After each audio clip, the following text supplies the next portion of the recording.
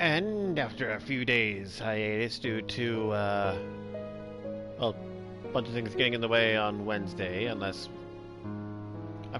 I forgot if I streamed on Wednesday. I don't think I did, but yesterday and... Well, you accidentally unplugged the microphone while you were speaking.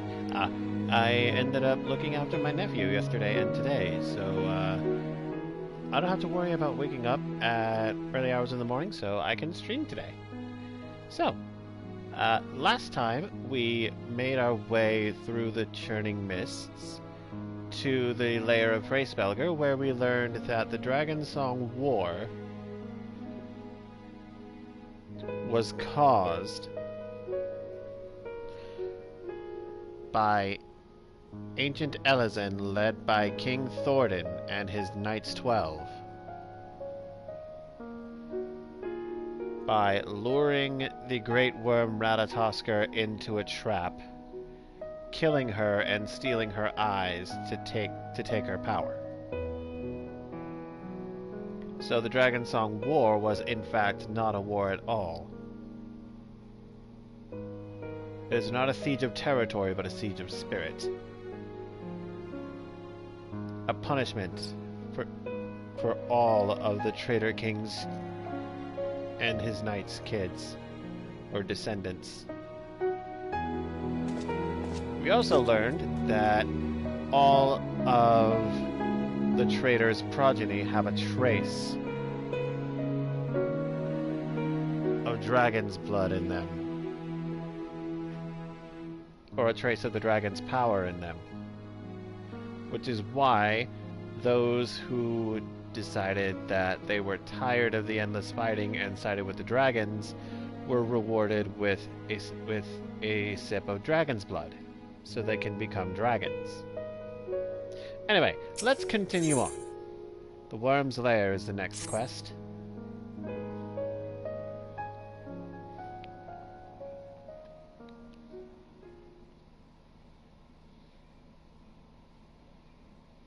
Well, what do you propose we do now? I, for one, am intent on continuing to the east. What is there to be found in the east? Nidhogg's lair, the Eyrie, is said to lie in that direction. And the eye tells me he is near. You cannot still mean to slay him. You cannot still mean to stop me. I have been true to my word, and aided you in this fool's errand with Hraesvelgr. But your efforts at parley have come to naught, Lady Iceheart. I would see Ishgard saved, and for that, Nidhogg must die. With the tale of our ancestors' vile betrayal yet ringing in your ears, you speak of continuing this war? Nay, lady. I would but pierce its vengeful heart. When Nidhogg dies, this war shall die with him. A moment, Estinian. You yourself spoke of the Great Worm's strength, that you believed him powerful enough to raise your city to the ground. How then are we few to challenge him?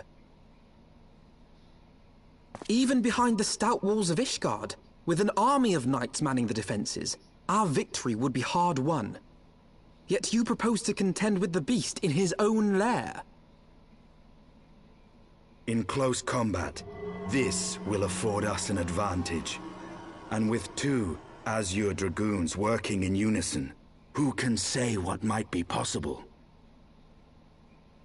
But such speculation is meaningless if we cannot even find the worm. Our first task must be to seek out Nidhogg's lair.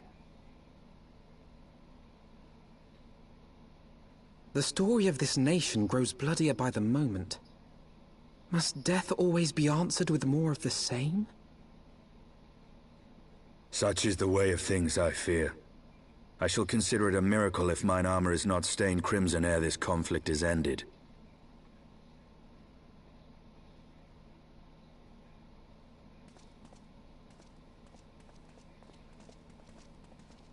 That I should be blinded by my own lies.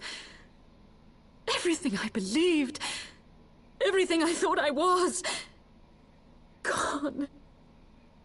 All gone. Leave her.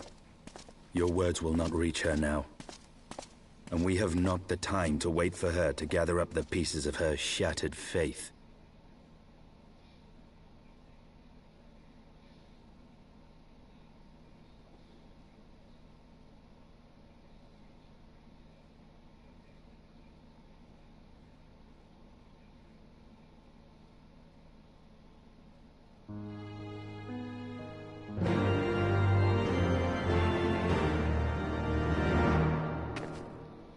Alright, now we must search for Nidhogg's lair.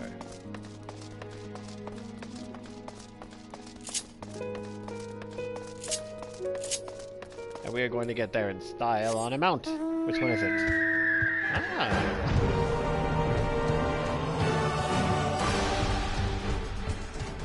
Sort of fitting this mount, I believe.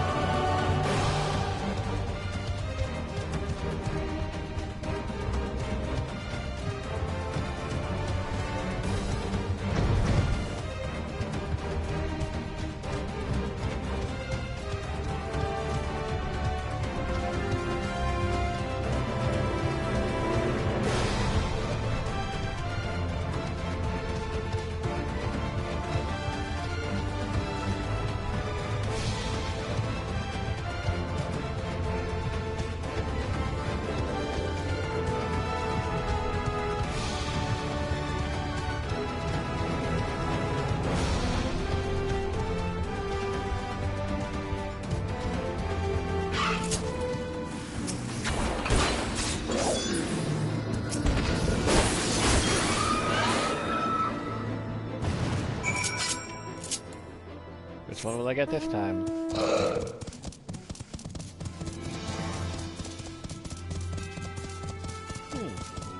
A drake.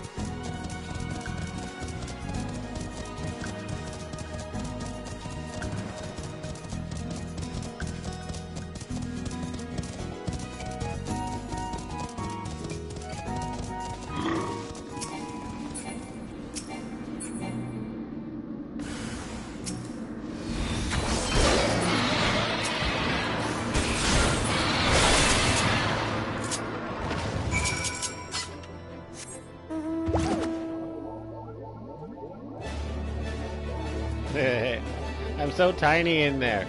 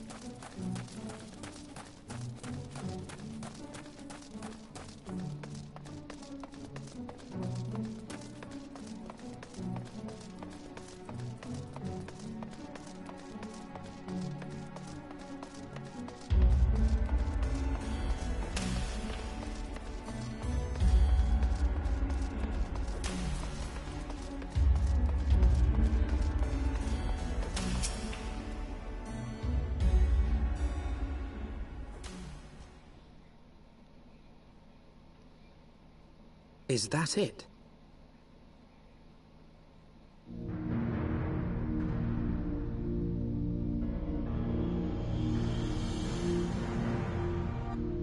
Aye, that would be the Eyrie.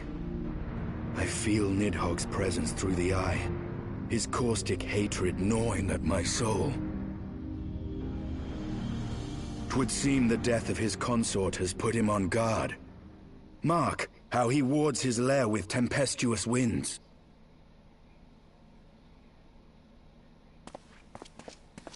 A similar barrier once barred our entrance to the Primal Garuda's domain, until we discovered the means by which it could be penetrated.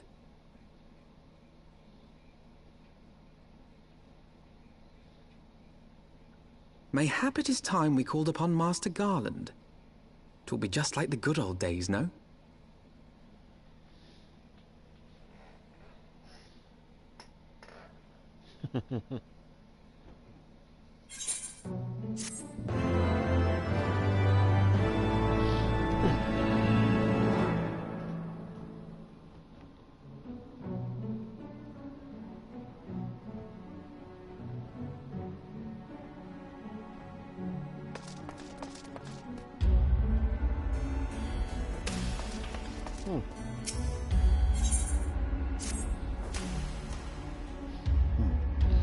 A force of sufficient power to break through Primal's defenses might conceivably grant us access to the Eyrie. And I can offer no better solution. Pray consult this engineer friend of yours. Very well. On the condition that you swear not to lure Nidhogg from his lair in our absence. And steal all the glory for myself, you mean? Nay, I am not so selfish as that. Contact me by link pearl when your preparations are complete, and we shall set forth from Ishgard together. I suggest we rendezvous back at Saint Renet's Forum, Vakama. From what I gleaned of the Holy Sea's decidedly ambitious airship project, Sid will still be in Ishgard.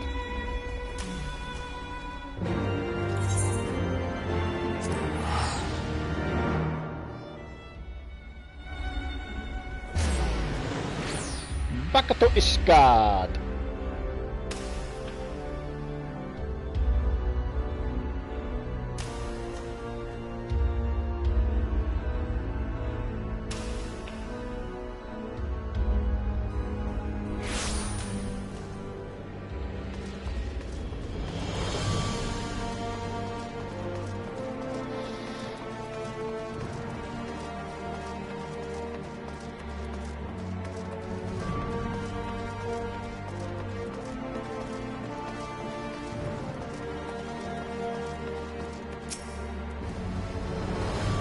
The last you saw Master Garland, he was advising the Ishgardians on their ailing airship, correct? In that case, he might still be at Camp Cloudtop. Failing that, we could try the airship landing, or maybe even the Sky Steel manufactory. But let us not waste time searching aimlessly. Someone in the city is sure to know where to find him. The question is who? Sir Emmerich would be the obvious choice, but there's no guaranteeing he'll be able to grant us an audience at short notice. Ah, I have it! Count Edmond's youngest son prides himself on knowing all of the Holy Sea's juiciest rumors. Let us return to the manor and see if Lord Amanalaine is about.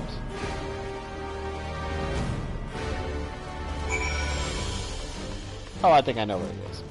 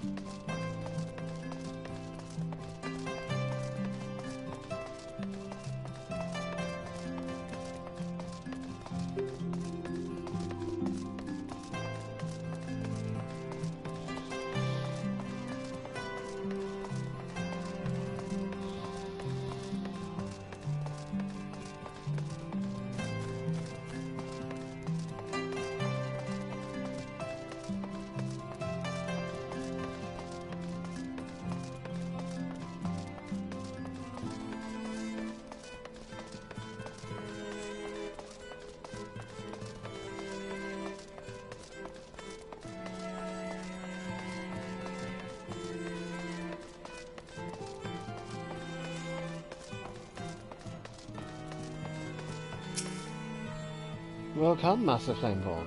Shall I show you inside the manor?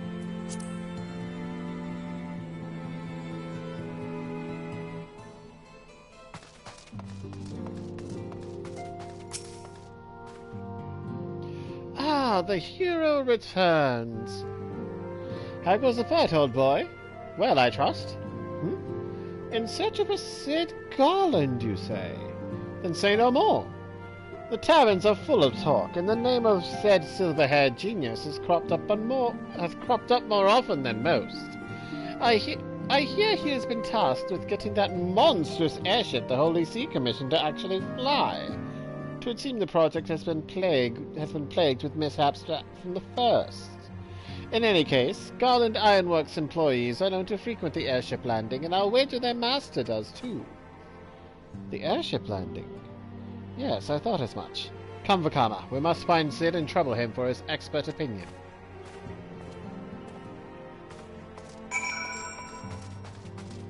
Oh, I thought he was going to be in the marketplace in the pillars instead of actually within the manor. Shows how long it's been since I've actually done this story.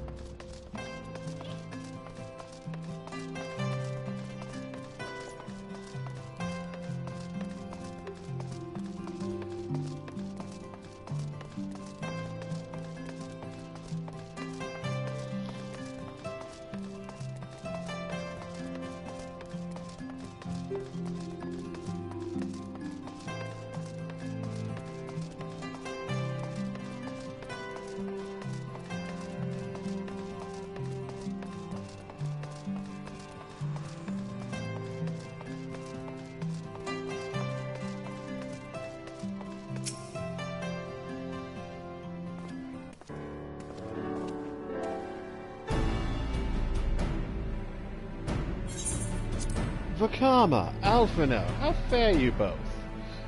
Not terribly well, judging by your faces. Greetings, Master Garland.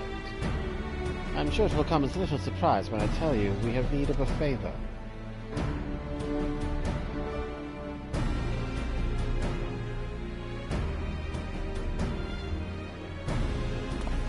Another wind barrier? And you say it was conjured by Nidhogg himself? And you say that it was conjured by Nidhogg?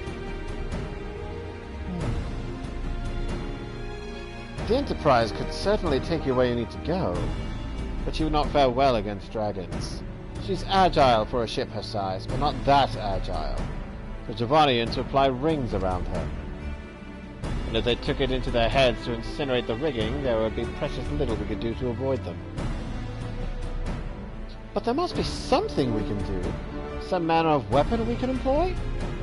The Stylian stands vigil at the edge of the churning mists, but we do not know how much longer.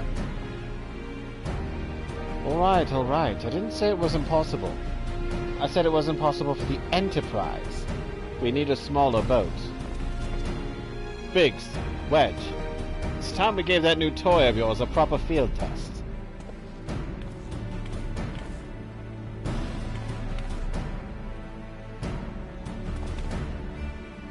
It's probably best if I let the lads show you. Come on, the manufacturer's not far.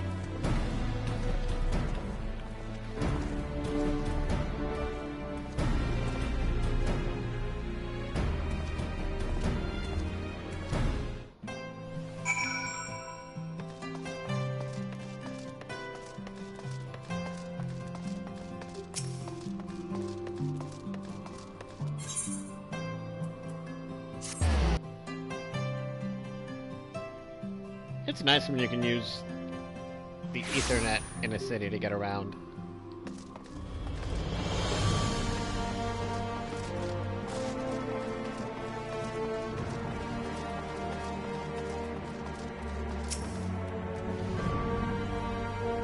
Our little project's just inside. Oh, you're going to like this one.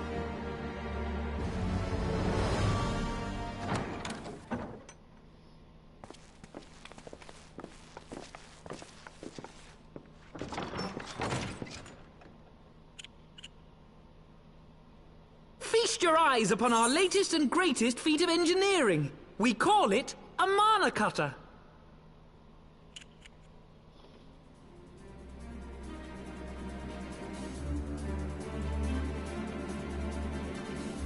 After you put down Gaius, Wedge and me struck out on our own for a bit, and started work on the successor to the tiny Bronco. Impressive little thing, isn't she? My talent for ship design has plainly rubbed off on them.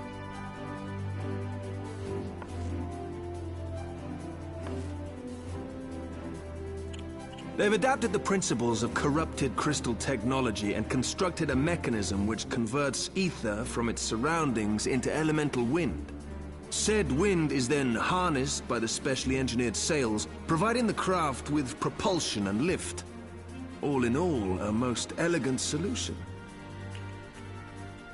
I'm actually a little upset that I didn't think of it myself. The design does, however, come with one small flaw. The energy conversion ratio's bloody awful.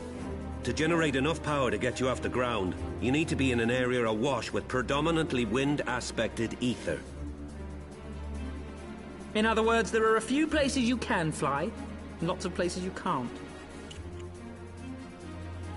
The new Ishgardian airship hasn't left the boys much time for tinkering, meaning it may be a while before this particular project takes off, if you'll forgive the pun.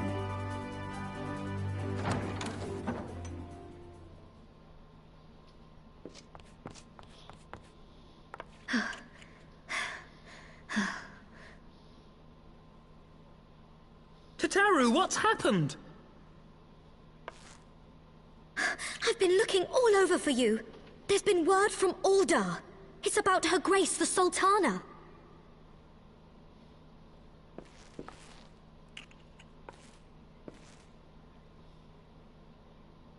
It seems you're required elsewhere. Leave the Mana Cutter with us. We'll see that she's airworthy and suitably equipped to slice through those winds.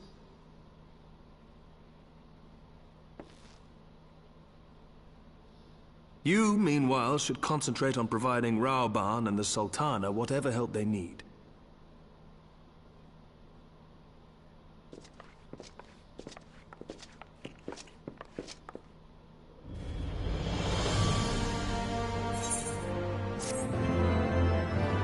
Well, alrighty then. Seems we're very close to being able to close the book on the bloody banquet chapter of our adventure. General Raoban says they may have uncovered the Sultana's whereabouts, and he wants you, by which I mean both of you, to go to the Waking Sands right away and help with the investigation. Come, Vakama. Pressing though Ishgard's plight may be, our presence here will not serve to hasten the Mana Cutter's completion. Let us return to the troubled lands of Thanalan and lend what aid we may. Tataru, have our friends of the congregation send a message to Estinian. Tell them we have identified a solution to our problem, but that it will take some time to prepare. As you wish, Master Alphino. The Waking Sands, Warrior of Light. 'Tis past time Uldar was delivered from this darkness.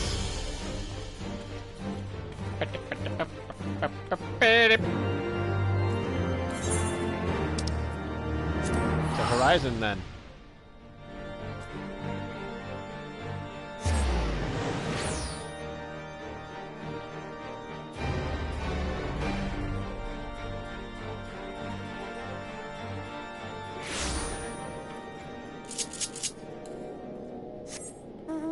This time I got...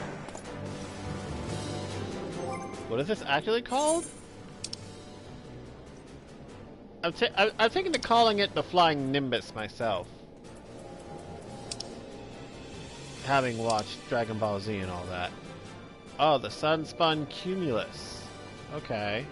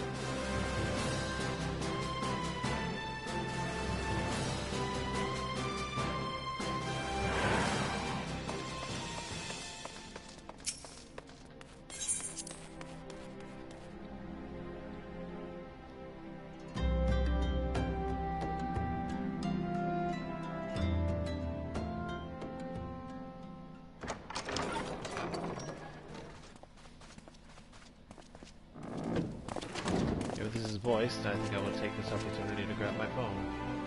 Thank you for coming. No thanks are necessary, General. I trust your recuperation continues apace. I cannot complain.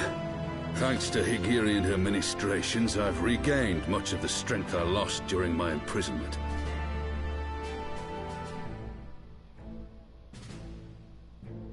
I gather you have made progress in the search for Her Grace.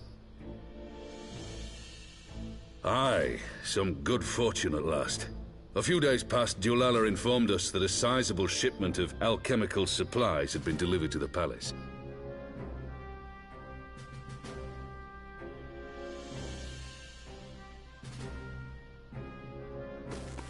With Papa Shan's assistance, I set out to ascertain the source and nature of the shipment. My inquiries led me to Frondale's frontistery. There, I learned that an order had been placed for a curious substance designed to sustain patients trapped in death-like slumber. An invention of the former head alchemist, apparently. A death-like slumber? This cannot be a coincidence. It lends some weight to Dulala's claims, aye. Her Grace is likely somewhere within the palace, abed but alive. Before making any attempt to extricate the Sultana, however, it seemed prudent to learn what manner of substance was used to induce her torpor. To that end, I made inquiries as to the whereabouts of the one most like to have administered it. The lady-in-waiting, Meriel. We sent for you as soon as we learned of her location. All that remains is to apprehend the woman. We shall find our cat's paw in the Silver Bazaar. But we must tread carefully. The market is not the bustling place it once was, and someone is sure to mark our coming. Should they inform the monetarists, we'll have a fight on our hands. We must be prepared for the worst, and being short an arm, I thought it wise to take another in its stead. What say you, Warrior of Light? Will you lend me yours? Then I pity the bastard that stands in our way. Come, my friends, for Nanamo, and for Ul'dah! Yay!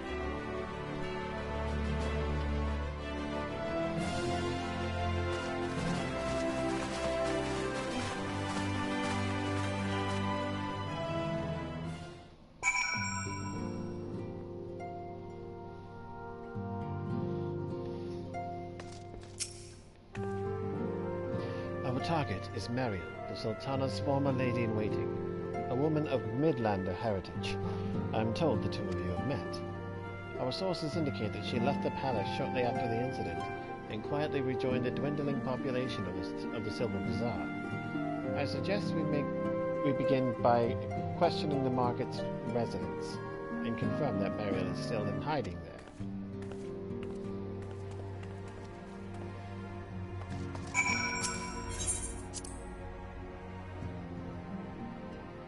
Oh, that will be no trouble at all.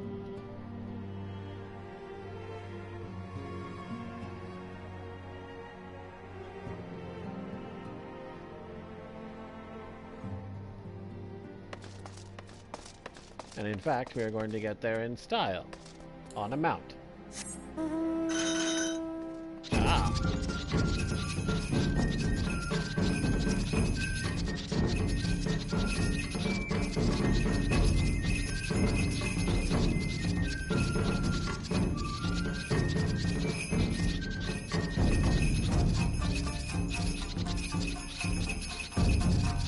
I believe this is called the Mikoshi?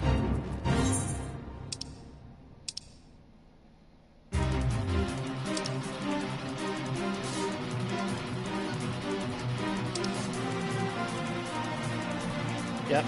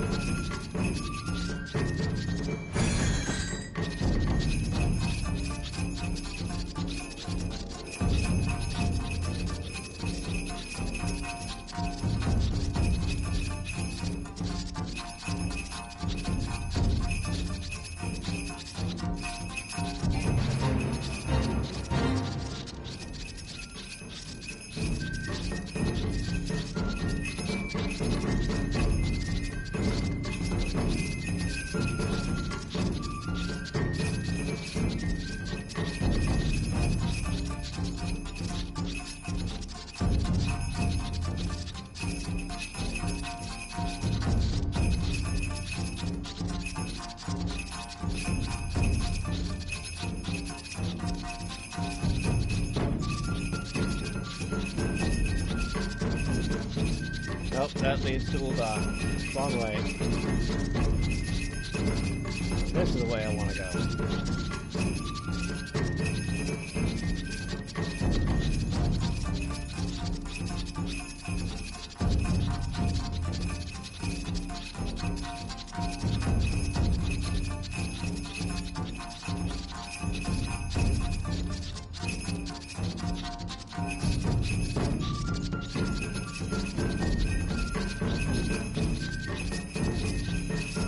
I don't know if that's a new player or if that's a player leveling a new job.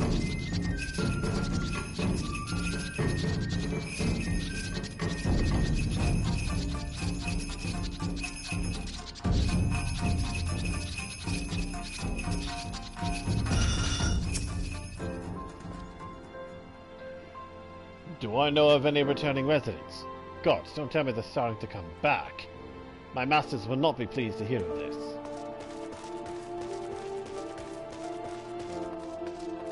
Kickapoo! Greetings, Vakama. What can I do for the Silver Bazaar's favorite adventurer? Looking for Mariel, you say? If you're hoping to lure her back to Uldar, you may as well give up now. The girl's done with city life.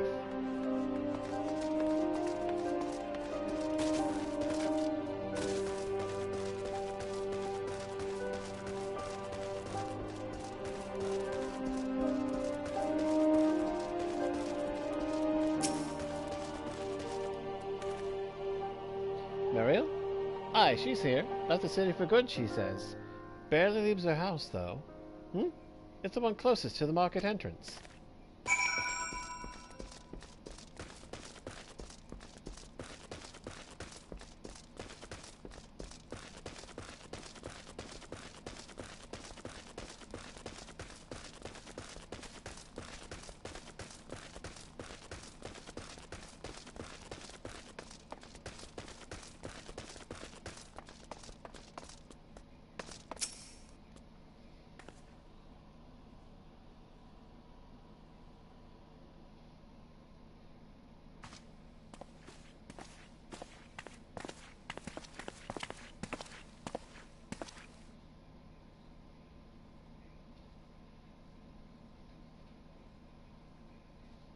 You are Mariel, the Sultana's former lady-in-waiting?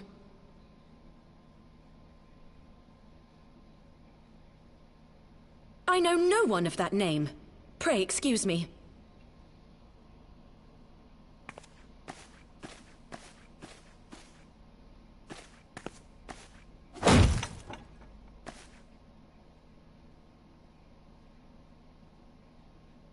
General Alden!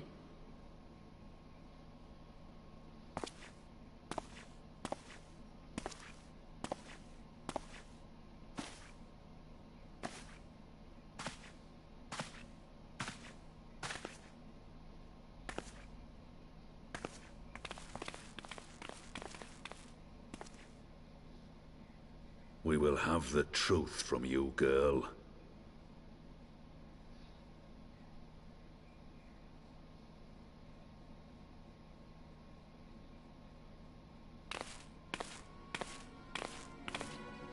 Mayhap it would be better coming from me.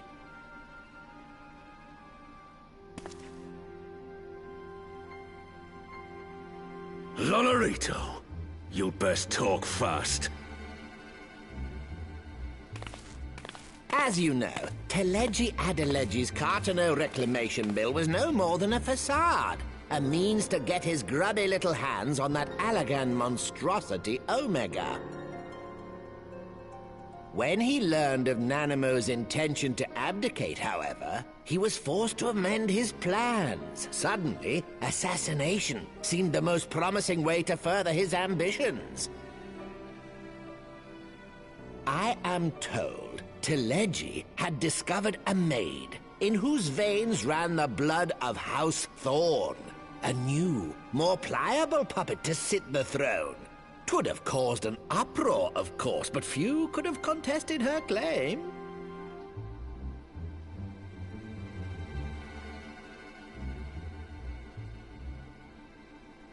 'Twas plain that Teleji's wild machinations had outgrown our ability to control them. So I decided to usurp his scheme and left the fool to seal his own demise. And what of Nanamo? Oh, I have no desire to harm her grace. 'Twould profit me little to destabilize our government.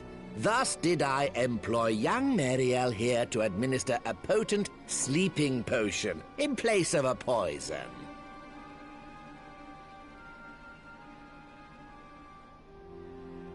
You should know, General, that your dear friend Ilberd was fully aware of my plan. I had him lie about the assassination as a means to prime your rage against Teleji. We weren't entirely sure how you would react, but things went rather better than expected.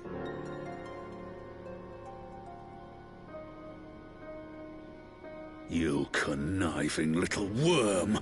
You had your claws in the Crystal Braves before their first recruit had sworn to serve! But of course, when a new game begins, 'tis only prudent to have a piece on the board. Ilberd was mine. Truth be told, a significant proportion of the Braves' initial endowment was also mine. With such large sums moving about, 'twas a rather trifling matter to disguise my own contribution.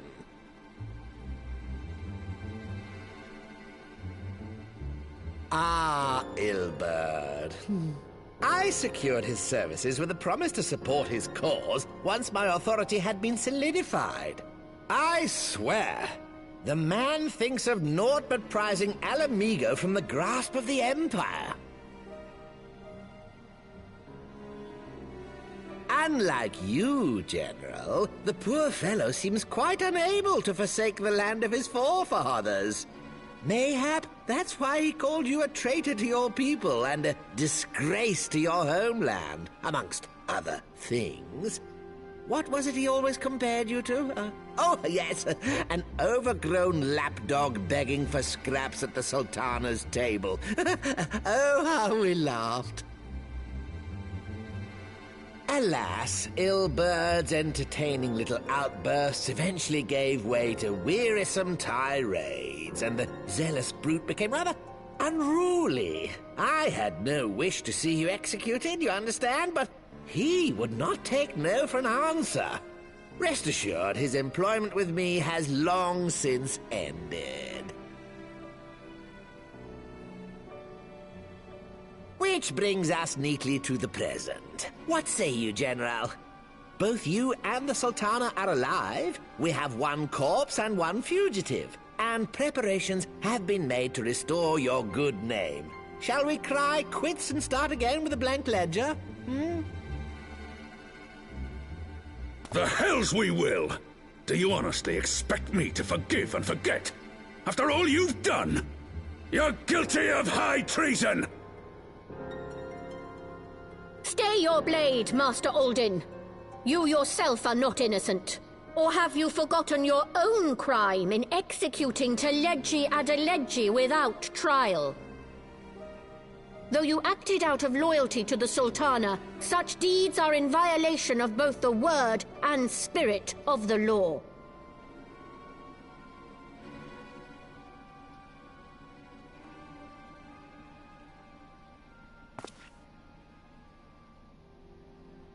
If you would, Lord Lolorito?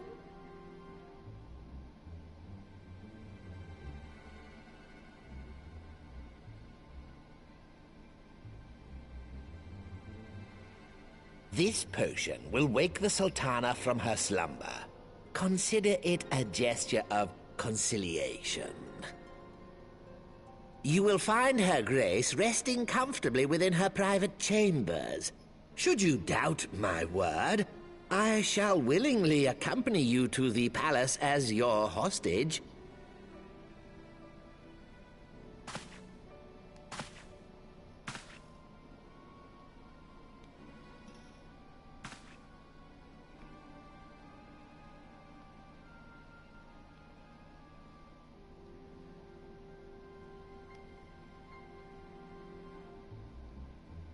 I like not your motives, Lolorito.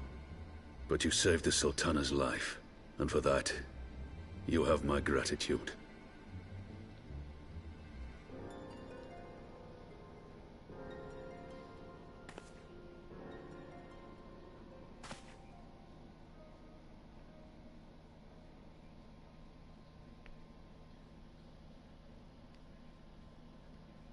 Rauban Aldin, you are hereby reinstated as General of the Immortal Flames. The citizens of Ul'dah shall once more be united under Nanamo Ul'Namo, and together we shall usher in a new age of prosperity.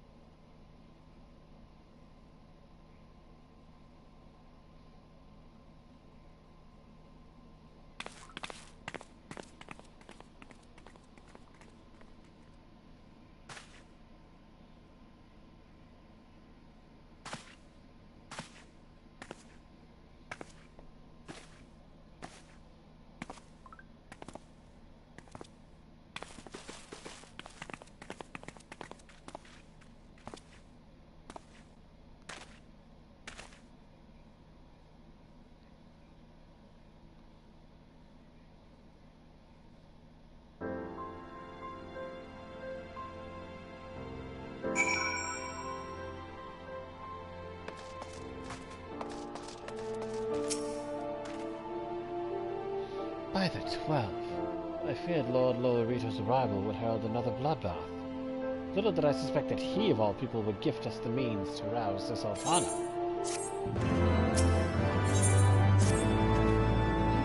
So we also make our way to Ul'dah. I should imagine Bartholomew has been instructed to admit us. Time to bring out another map to make our way. And I got my gorilla. The Ufiti. Ufiti?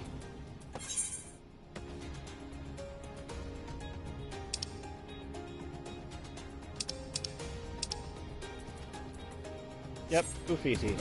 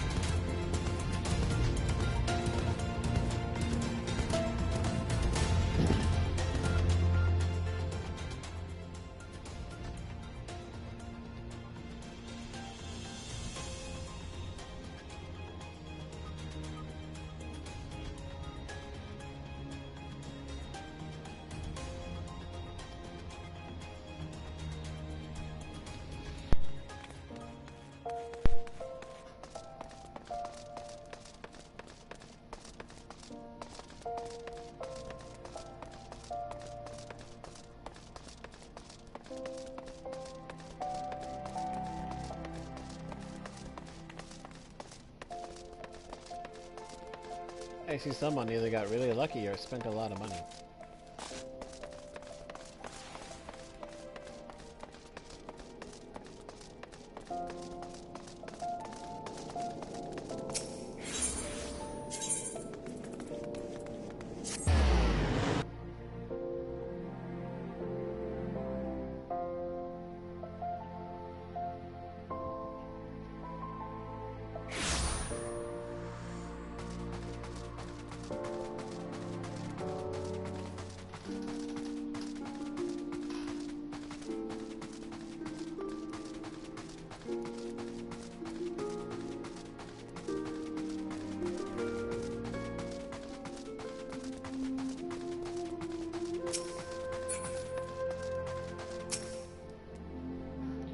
Flame General Raban mentioned you might be coming. Please, this way if you will.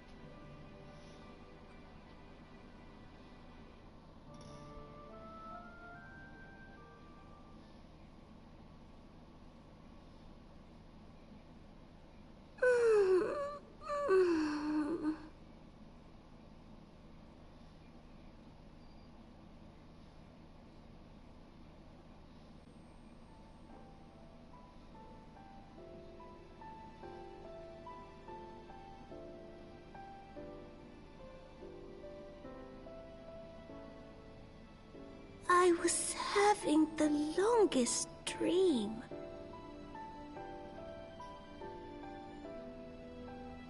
"'Tis time to wake up, Your Grace.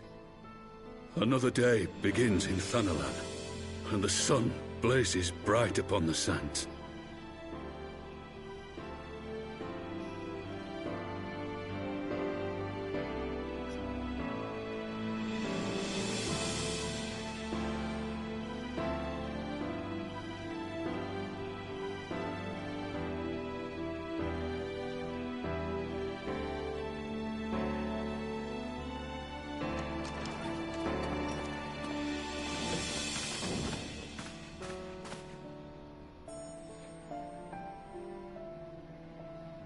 Her Grace is awoken.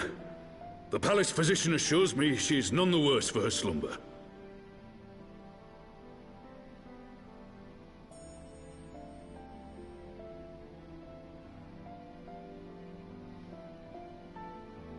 I believe Her Grace will soon resume her plans to place the government of Uldar into the hands of its citizens. Whatever path she chooses to take, I shall walk it with her. And we shall tread slowly, lest the nation be unsettled in our wake.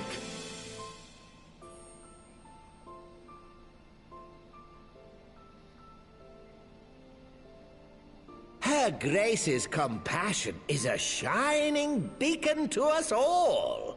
But what our city truly thrives upon is competition. 'Tis in the struggle against our rivals that opportunities are seized and fortunes made. And with the Empire on the offensive once more, now would hardly seem the time to turn our system of government upon its head. Are you privy to new intelligence, my lord?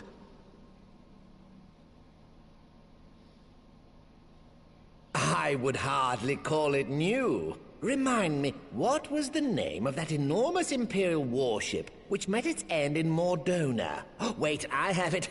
The Agrius. Yes, well, 'twould appear that the Garleans have been hard at work on another such vessel.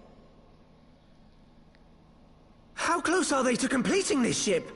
Is it operational? Its maiden flight was a success, I hear. I should imagine Emperor Varys is eager to see how it performs in battle. My lords and lady, I move that it is time to repair the damage caused by Teleji Adeleji and prepare our great nation to repel the Empire once more.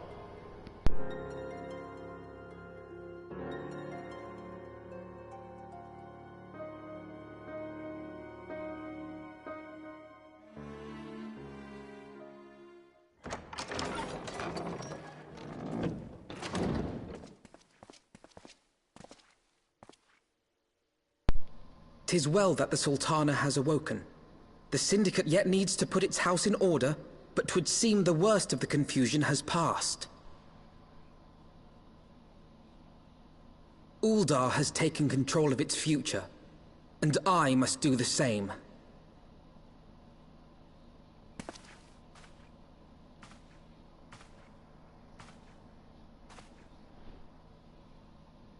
I have decided to disband the Crystal Braves. Among the recruits, there were those who supported our Order's goals and convictions with all sincerity. 'Tis my hope that these loyal men and women will choose to remain our allies in the battles to come. As for those who sided with the traitor, Ilberd, they shall be hunted down and held to account for their crimes. It is my earnest hope that they will surrender themselves peaceably when the time comes, though I think it unlikely.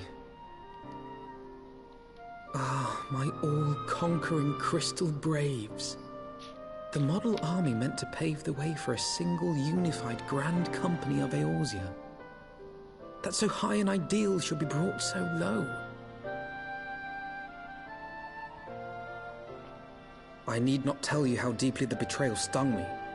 Yet I see now that it was mine own naivety and pride which allowed the Braves to fall prey to corruption.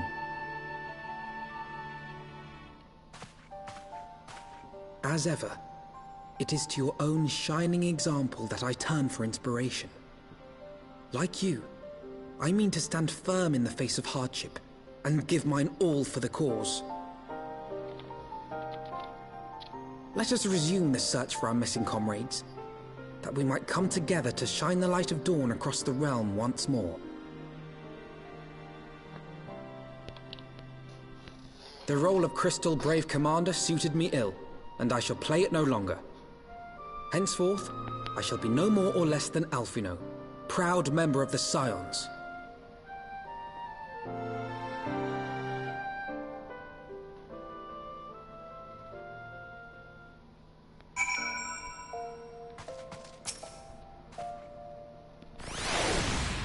I blush to speak thus of mine inner turmoil, but the fact remains there is no man alive in whom I would rather confide. Were it not for your shining example, I might never have emerged from beneath the pall of my despair.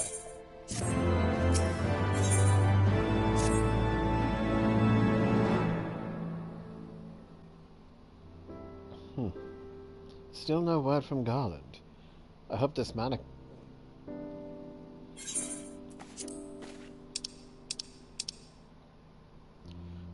mana cutter of theirs is nearing completion. I am assured that Her Grace will make a full recovery.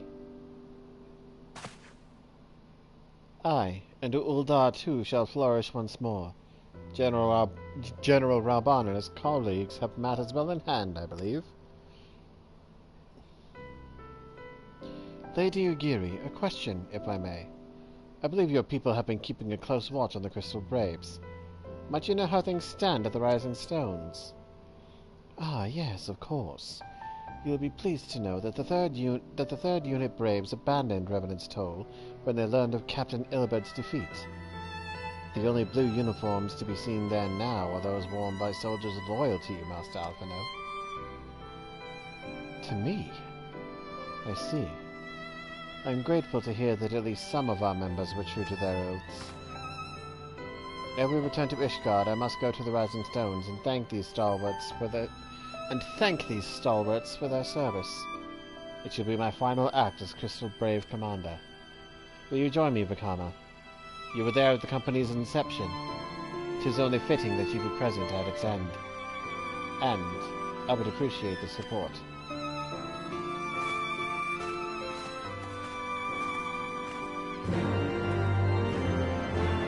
To the Rising Stones!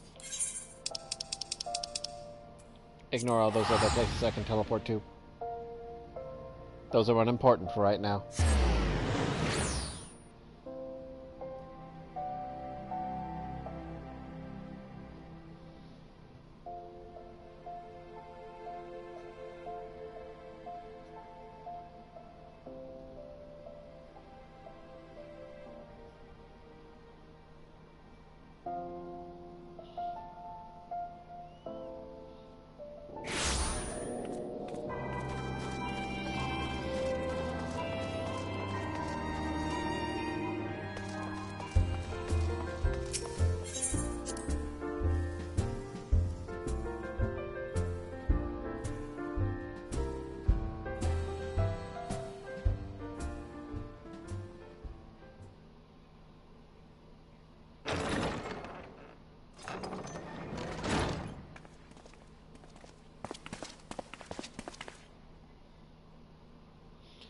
Commander, you're alive! Vakama too. I knew you'd scrap through. My splendid crystal braves, I have wronged you, all of you. My promises of glory and salvation have brought you naught but blood and betrayal. You'll not hear us complaining. 'Twas a sight messier than expected, aye. But we was fighting for the freedom of all, just like we swore. Ain't that right, mates? Aye.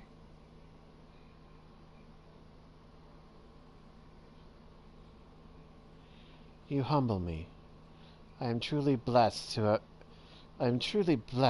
have such steadfast comrades. It is with the most profound regret, then, that I must... That's enough of that, Commander. We know what you've a mind to say, and we ain't having none of it. We talked it over, see? And we all agree, and we are all agreed. You can take our uniforms and strip us of our ranks, but we won't be no less of a company. But the Crystal Braves... The Crystal Braves may be finished, but the ideals upon which the company was founded live on. They bind us to each other, and to you. Commander, Alfredo, our minds are made up, so you may as well get used to it. Let us help the Scions. Let us help you find Menphilia and the others.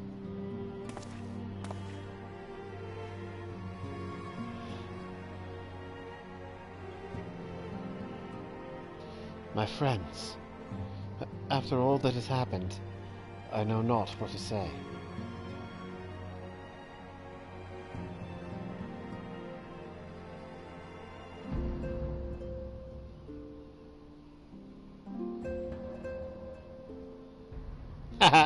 Even with the helmet on, you could see that my character smiled. It's great. By the way, as a word of warning, at some point, I'm guessing sometime after 9:30 my time, as you can see on the screen by LT, my girlfriend typically video calls me. So if you hear me saying anything other than, or something that is not really related to what it is that I'm doing on the stream, it is because I am talking to her.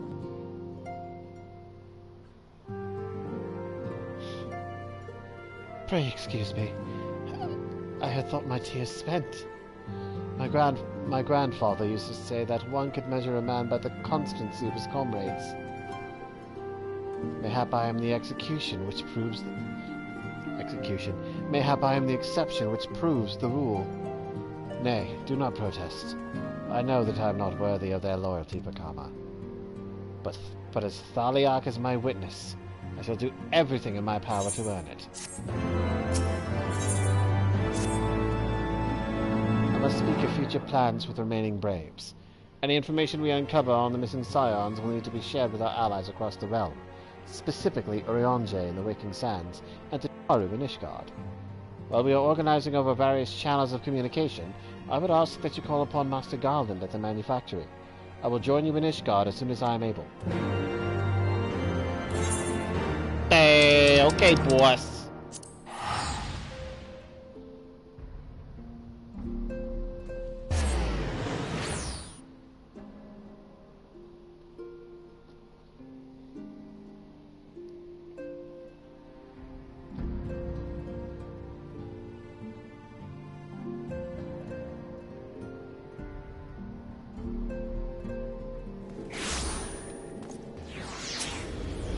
Could I walk up there? Yeah, but this is quicker.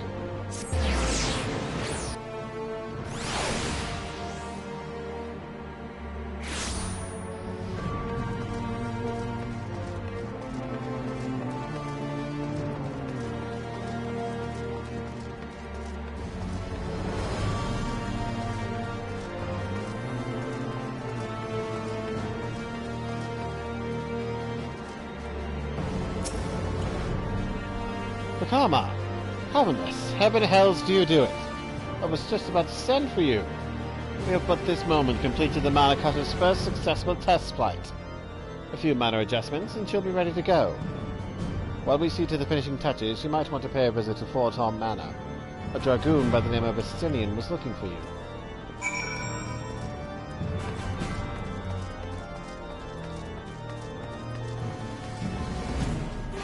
By the way, I believe I mentioned early on that there are certain cutscenes that have special dialogue depending on what you have for your particular class.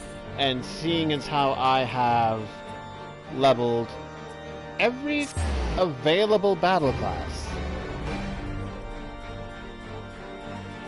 to level 60 at least,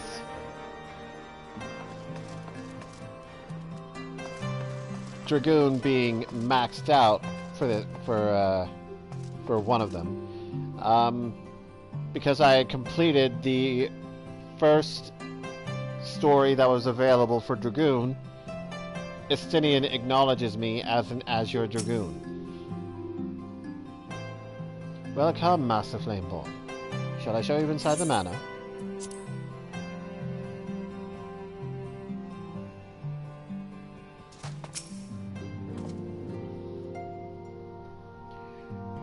You have fulfilled your obligations to the Uldans, then. Mistress Shitaru has been keeping me apprised of the situation.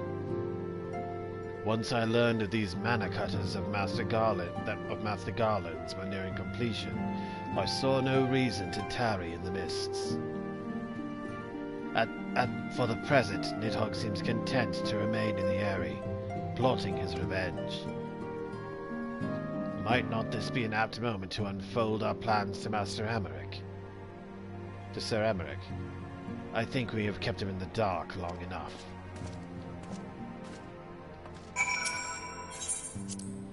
I mean, you make a very fair point there, Estinian. And speak of the devil. Hey, love! Hello! Finally out of work. Yay!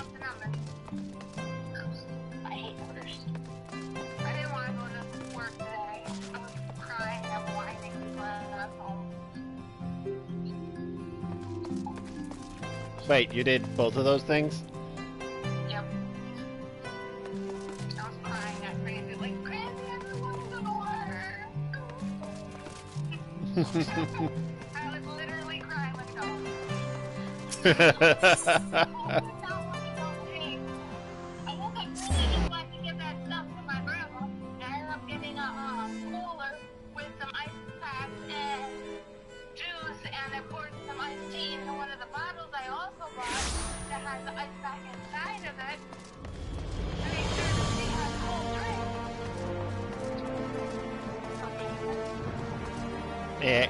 And it cost me about $66. That's not too bad. Even though it's not so bad because the cooler is actually a backpack.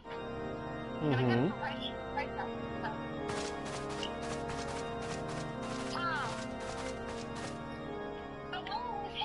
All stands ready, Lord Commander. Ah, the moment has come then.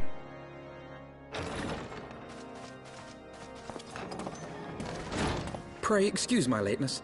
I paid a brief visit to the workshop to inquire about the mana cutters. The engineers assure me that they're ready.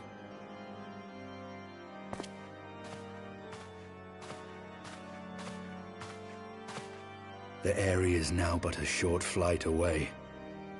Yet what a long and winding path we took to reach this point. Were it not for Master Alphino's proposal, we never would have attempted to parley with the dragons. Though our negotiations yielded little, our expedition with Lady Isar taught us much.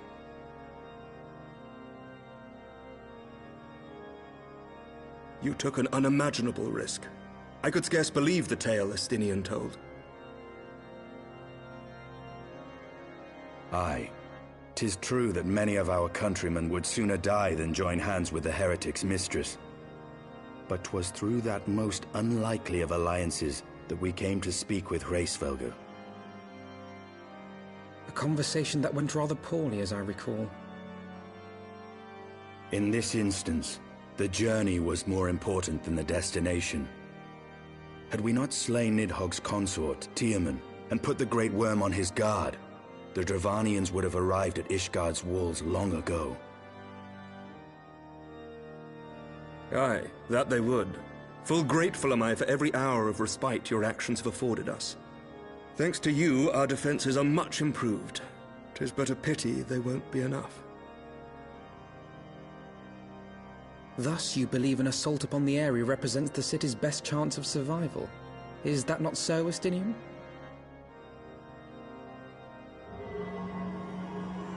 I am under no illusions. Nidhogg's might is legendary. But with his eye in my possession, I can stifle his strength at the source.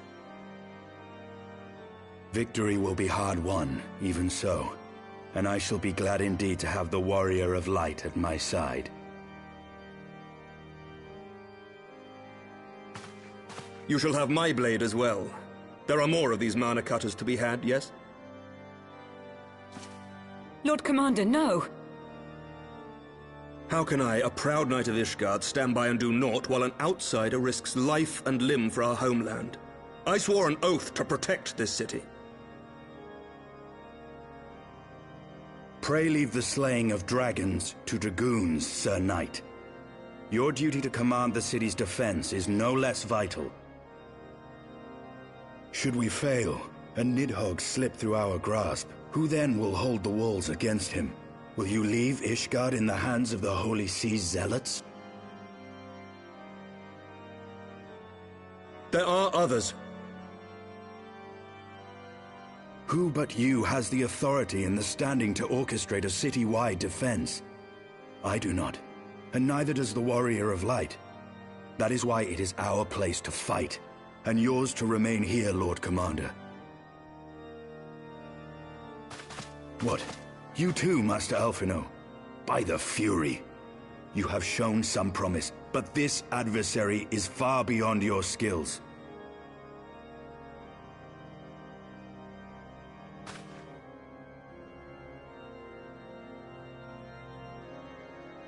Your candor is appreciated, Sir Dragoon. I shall remain then and cheer you from afar. Well, my friend, 'twould seem I have discouraged the last of the volunteers, and claimed the task as ours alone. But if any alive can best this worm, 'tis surely we too.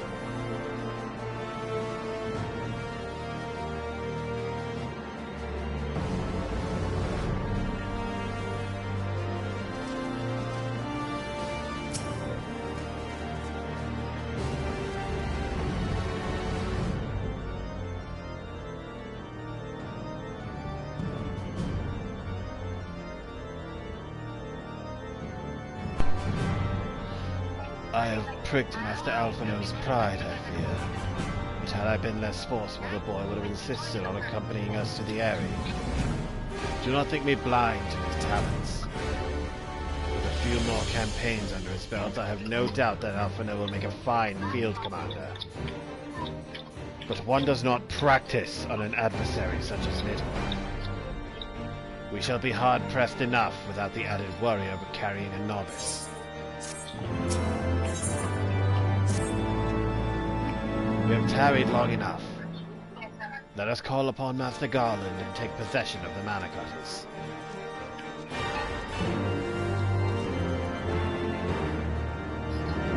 Oh, just so you know, love, if you hear me saying some random stuff, or if I end up just like going quiet for a little bit, It's because I started streaming like an hour and a half before you called me, so...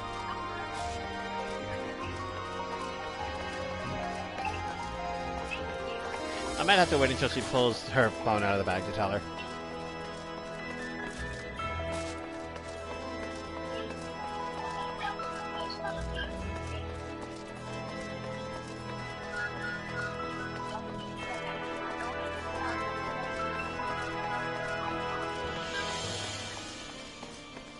Just gonna barge right through their conversation, even though I have no idea what they're saying.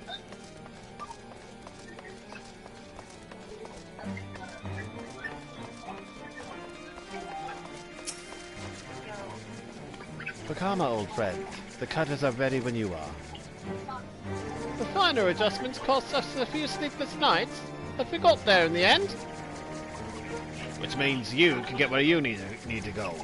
I tell you, these little beauties will tear through that wind barrier like a cement drill through cottage cheese. And that, my friends, is a Garland Ironworks guarantee.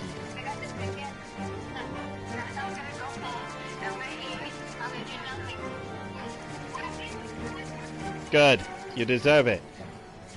By the way, I didn't think you could...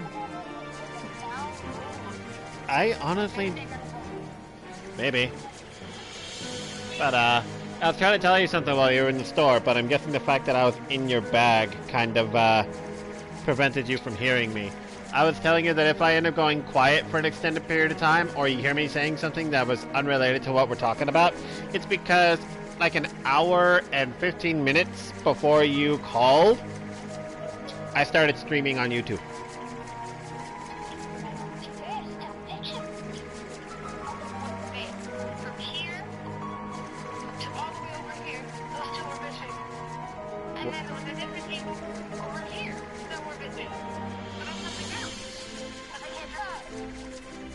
People just need to calm down. Yeah. Whatever it was, it must have been pretty stupid, pretty petty, or both.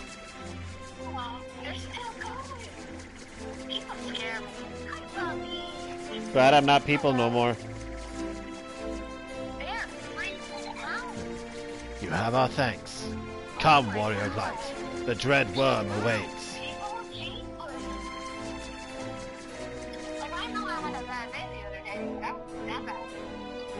No. I'll vent, but if someone needs help, I'm stopping what I'm doing and helping. I'm not gonna throw other people under the fucking bus. Dumbasses. And then there's me. You need to vent, babe? You could tell me that something's bothering you, but that you don't want to bother me with it, and I'll just insist, like, babe, you know, if you don't talk to me, you're not gonna feel any better because you didn't get it out.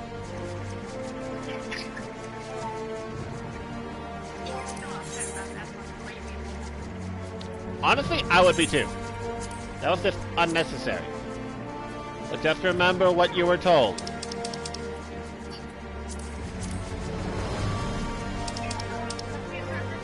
Yes.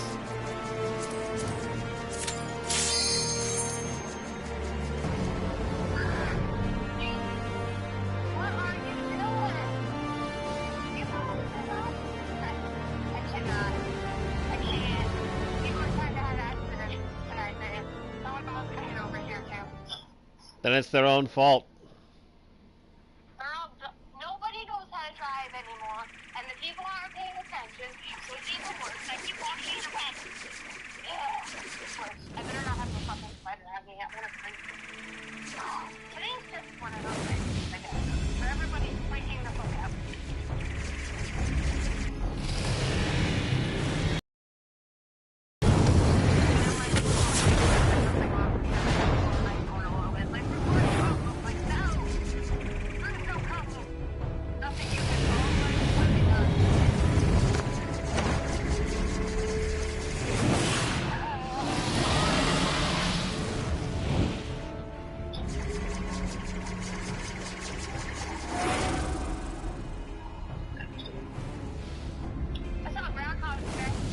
How'd that go?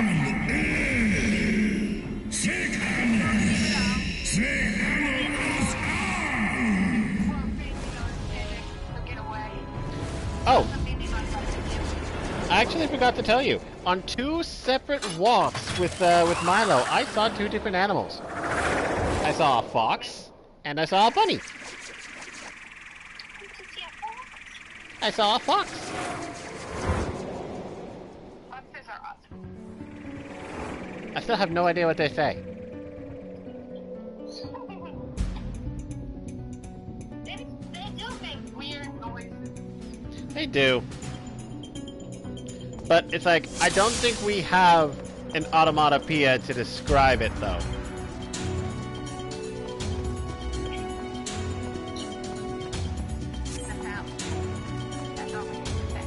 Yep. But that doesn't mean that we end up taking the same route as the What Does the Fox Say song and just start making different noises and be like, we are now speaking fox.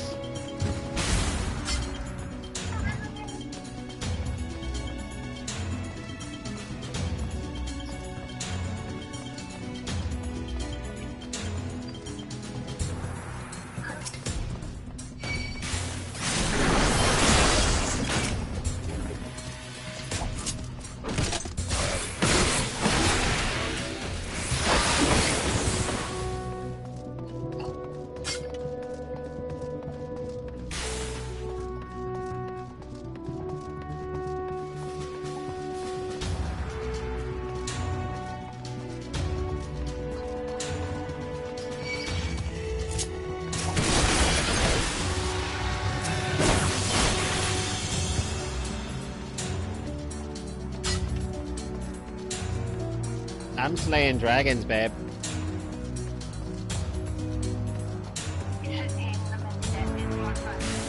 I would love to. Actually, I think I've already... I guess you could technically say I tamed these because I've got... 1...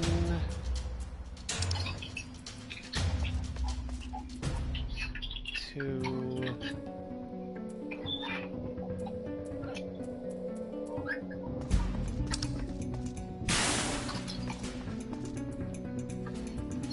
3, 4, 5, 6, 7, 8. I've got 8. I've got 8 dragons.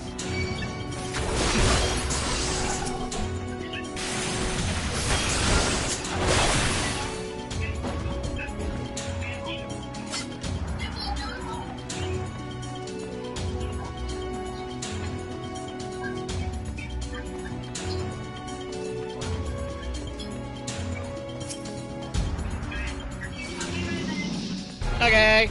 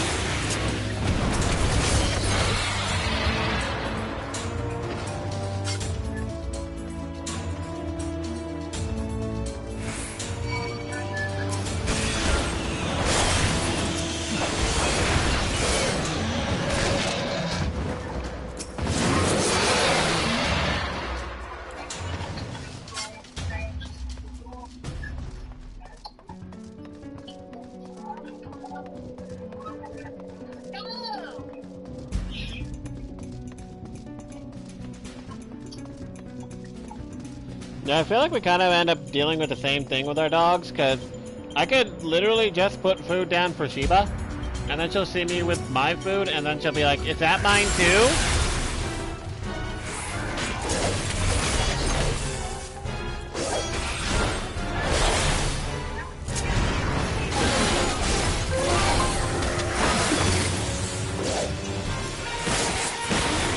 It's alright, love, you can change whenever you'd like to.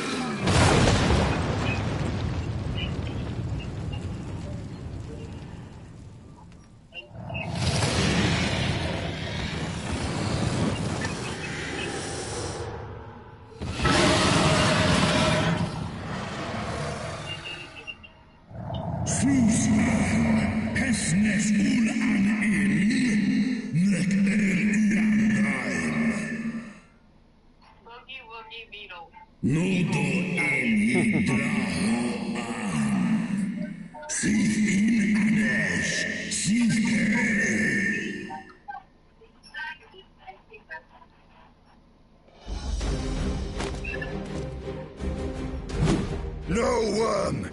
This ends here!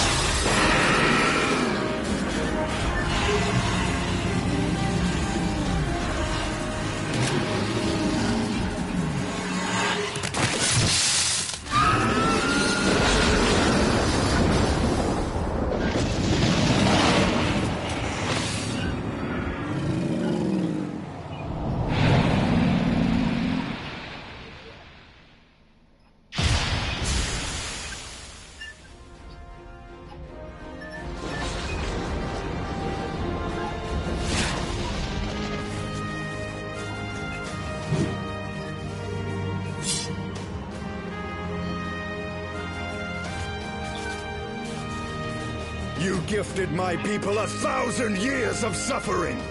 Now I gift you an eternity in darkness.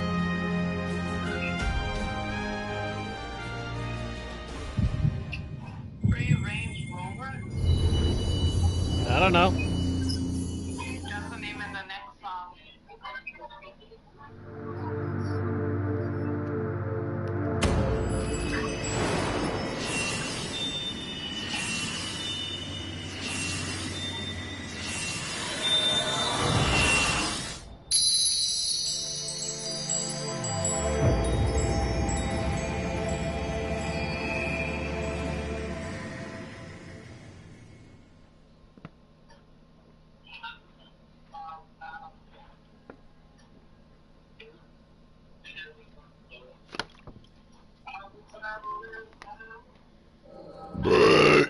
Excuse me.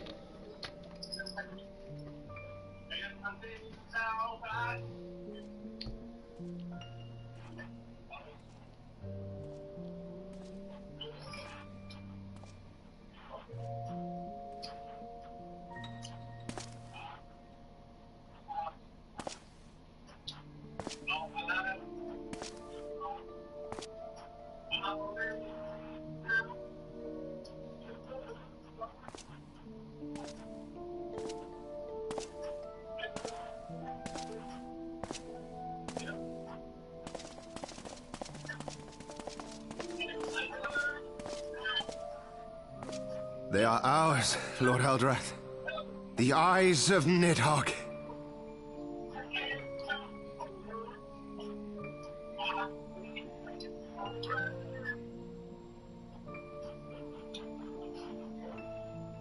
Aye. The worm lies broken and my father is avenged. With the wellspring of his vitality thus denied him, Nidhogg shall not linger long in this world. But behold the terrible price we have paid. My sire is dead. So many brother knights slain. We traded our honor for the strength which now courses in our veins. And still we are forced to make such sacrifice. But not in vain, my lord. Hraesvelgr is the only great worm left in Dravania, and he dares not leave his lair. With Nidhogg's eyes in your possession, who now can challenge the might of Ishgard, ascend the throne, and take your rightful place as the ruler of our people?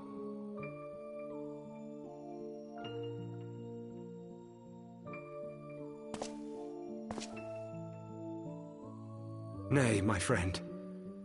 I must forsake the mantle of king. Though Nidhogg be defeated, his wormling horde yet darkens the skies with wings beyond counting. As one who partook of Ratatoska's strength, it shall be my penance to bear a knight's arms until death grants me leave to retire. When that day comes, no prince shall perish, but a hell's-bound hunter of dragons.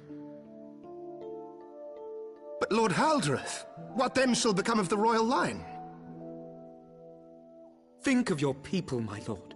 Without a king, who will the common man turn to in his hour of need?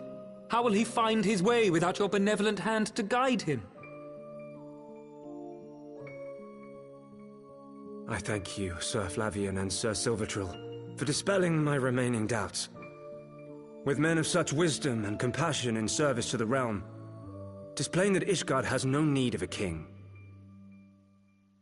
But if you must bow to the demands of tradition, you need look no further than yourselves for one worthy to wear the crown.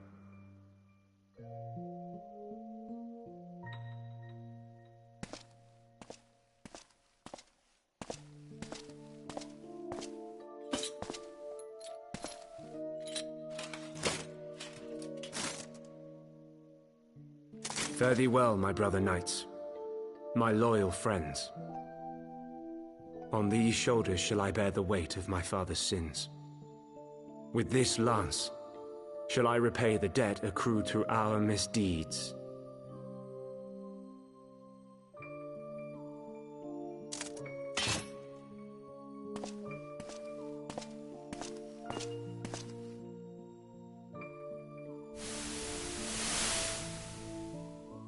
What cruel jest has fate played upon us? Have we seized this desperate victory only to lose a king? We can but act as our lord has bid. We few who remain must divide between us the rulership of Ishgard and her people.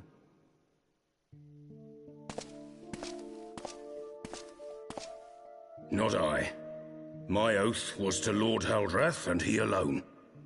If he is not to be king, then I would hang up my shield as well. Will you abandon us too, sir?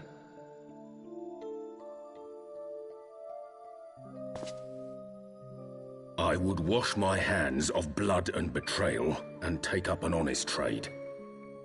Mayhap I shall serve ale instead of sharpened steel.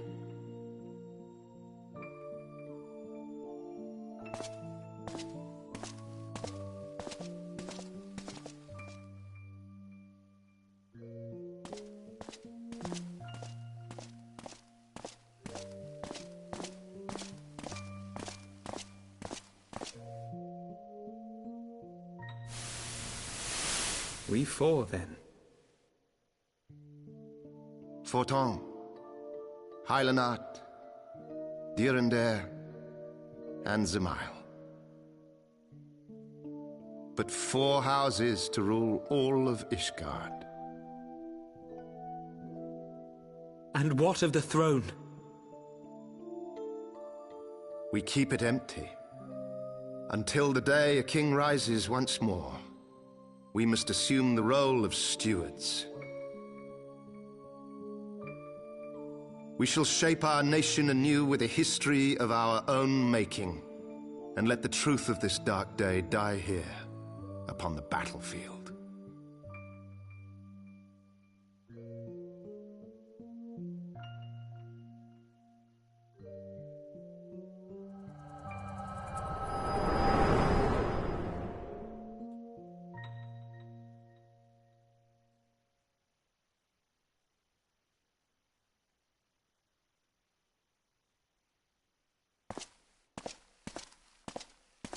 What ails you, friend?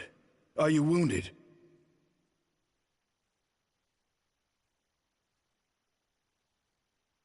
You have borne witness to history, to the culmination of the first battle with Nidhogg. The legend of Ishgard's founding tells that our ancestors were led to the land of Kurthus by the valiant King Thordan.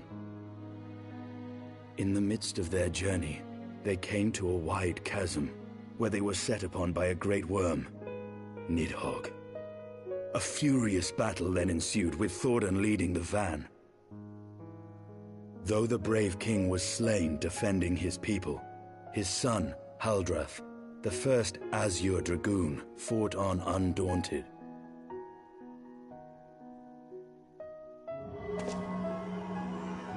And with a mighty thrust of his lance, he gouged out Nidhogg's eye, forcing the wicked creature into retreat. Thus, did this eldritch orb become a sacred treasure of Ishgard, lending its power to every knight deemed worthy to bear the title of Azure Dragoon. A rousing tale, is it not? Would that I could still believe it. But your vision, which we must accept as immutable truth, leaves no room for doubt, save on one point. If Haldrath took both of Nidhogg's eyes, then how came this eye to be lodged in the worm's skull?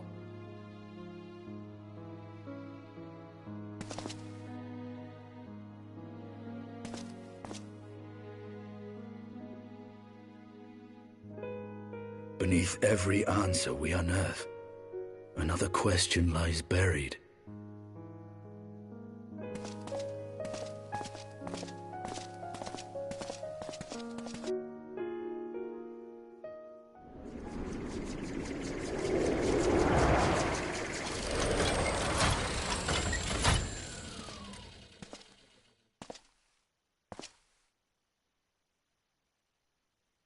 'Twas a fierce battle, but one I knew we would win. Your fame is well deserved, warrior of light. Full proud am I to have fought at your side. I would fain return with all swiftness to Ishgard to inform the Lord Commander of our triumph.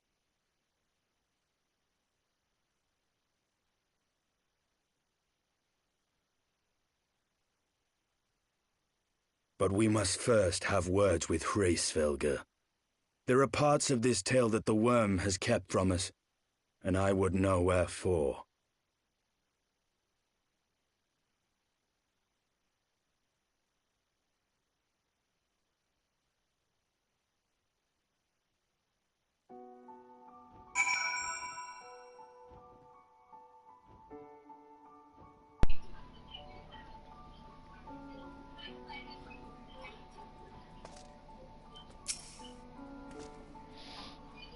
Though Nidhogg is fallen, my heart is yet heavy.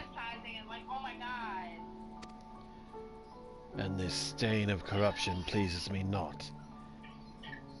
When all has been put to rest, I must needs forge my armor anew. With Nidhogg fallen, none save Hraesvelgr remains to answer our questions. Let us trouble the worm again. And if Iceheart yet lingers at Zenith, all the better. I would have her hear the truth from the dragon's maw. Okay, so this means that I need to head to Zenith. That I can do.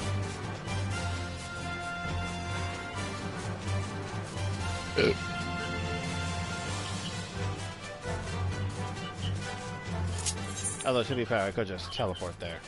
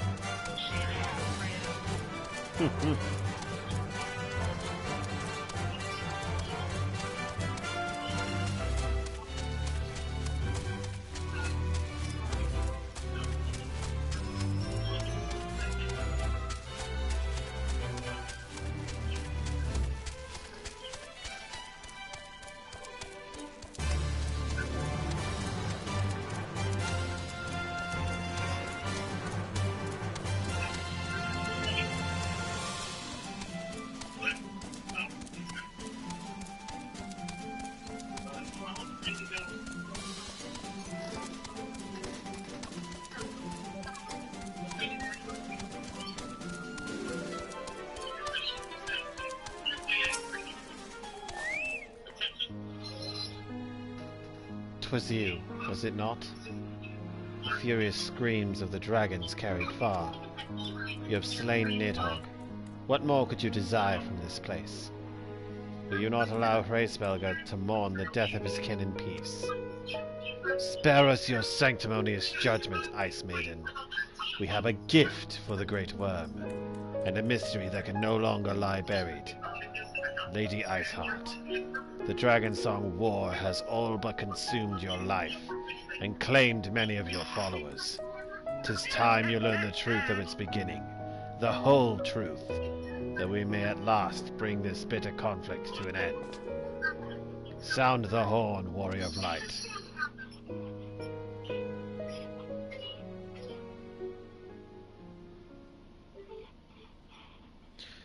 Ah, tomorrow I have a high of 85 with a 60% chance of thunderstorms.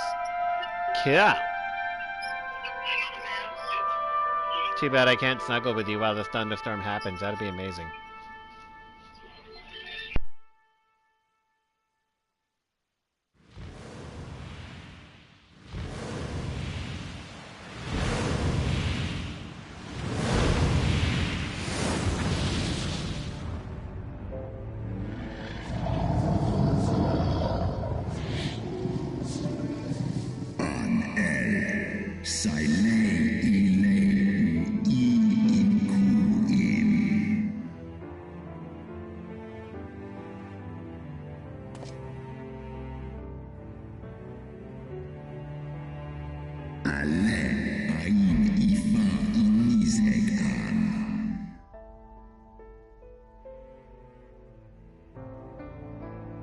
You mean the moment I prized your eye from his head?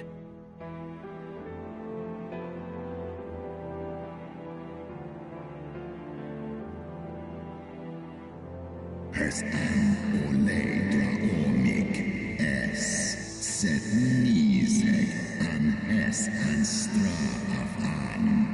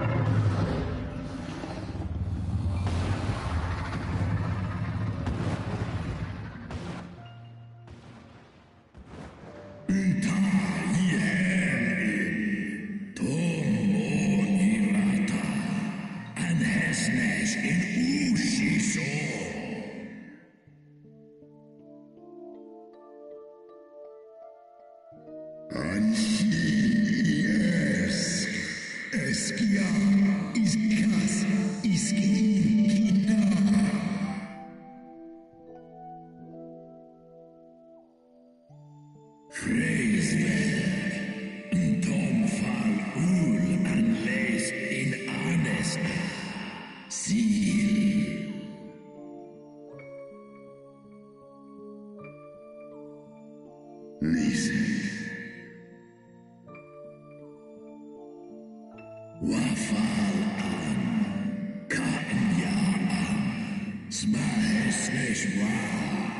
Save an yikin an eilen an. Save an kinst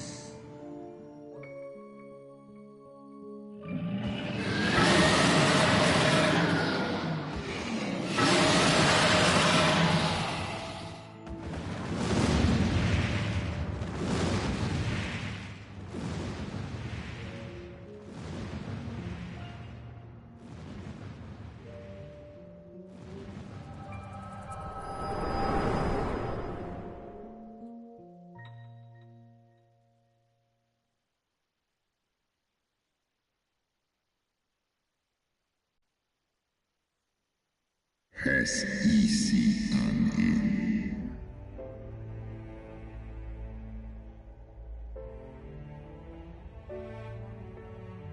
It was yours.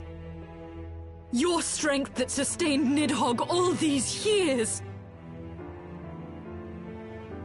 Would that Haldreth had dealt the worm a killing blow. Kom an I foren kin luna hes mon in. Noskan strav an ustjas alan. And so you acquiesced. You surrendered your eye to Nidhogg, knowing full well the suffering he would inflict. This one som an shin in kin in ela.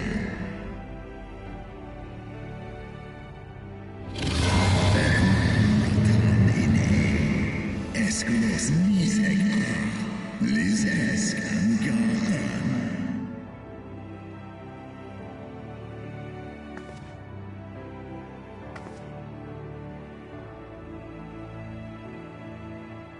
I'm fire. Kolum an. Tolos ineskla.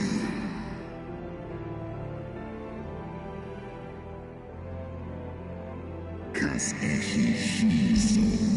Sek mon ina an. Stray snowfall in sith I an.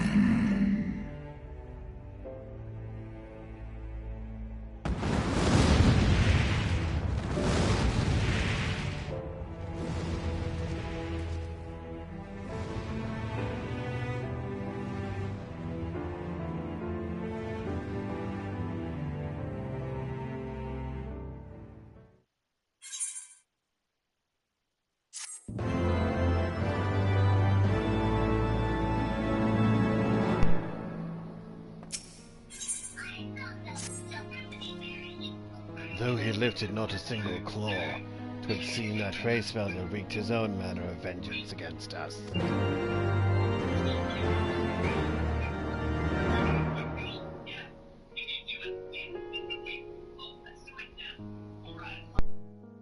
'Twas my life's goal to slay Nidhogg. But I find there is little joy to be had in its accomplishment. But you have rid the world of a hate-filled creature, and ended a bloody war in so doing. I lost my family to Nidhogg's flames, and 'twas with fury in my heart that I took up the lance. Every blow I struck in the name of vengeance. We were not so different, he and I.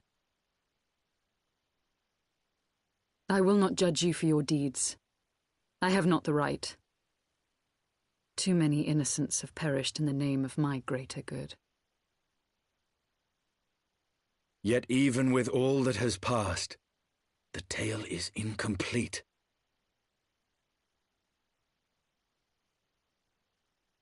We are short a great worm's eye, Of the pair which Haldreth took from Nidhogg, only one is known to us, the one I bear.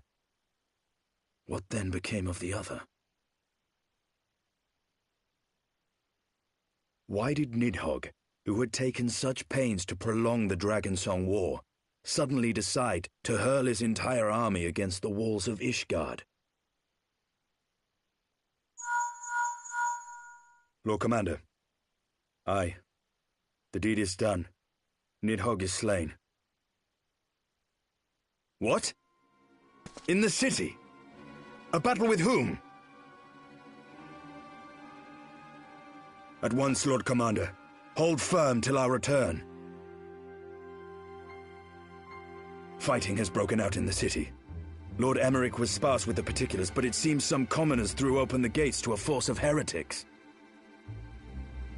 I gave no order to attack. Are we to mark the end of the Dragonsong War by spilling the blood of our own? Mayhap Hraesvelgr was right about us. Let us away, Warrior of Light. The people must be saved from themselves. Wait! I would join you! There has been enough violence. I will appeal to my people in the city and make them see reason.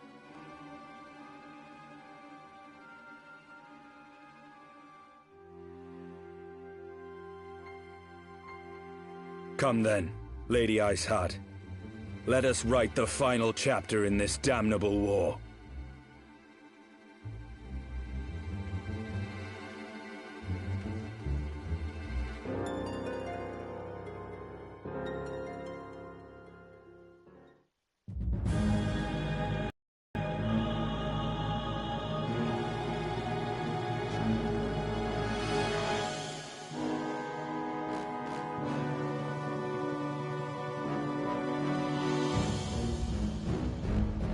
A small army of heretics has invaded the city, Your Eminence. But there is no cause for concern. A sizable contingent of our soldiers is already in place to repel the Dravanian assault, and the intruders will soon find themselves outnumbered and outmatched. Our plans proceed apace, then? Yes, Your Eminence. This unrest shall serve to feed the people's fear of the heretics and the dragons both. And lend renewed fervor to their prayers for deliverance. Very good. Grant our guests what time they need to sow a measure of chaos, then order the Temple Knights to crush them. Your will be done.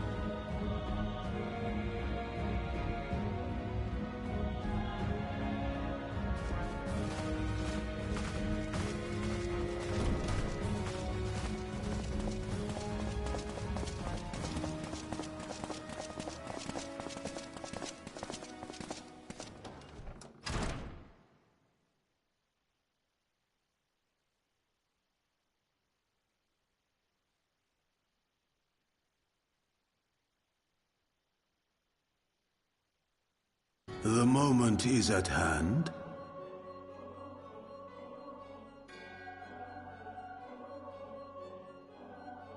Excellent. All shall soon be in alignment.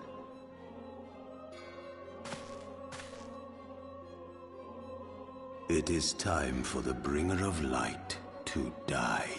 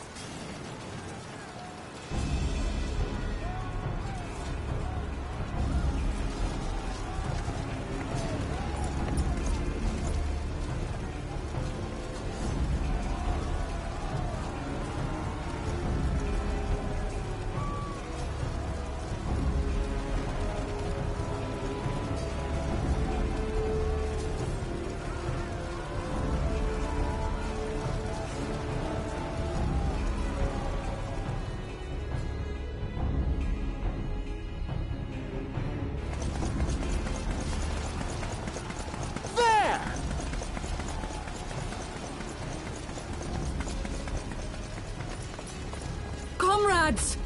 Sheathe your swords! There is no need for further bloodshed!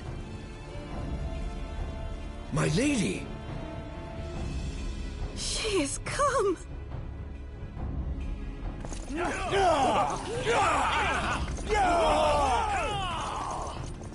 Hear me, brothers and sisters! The war is ended! Nidhogg is no more!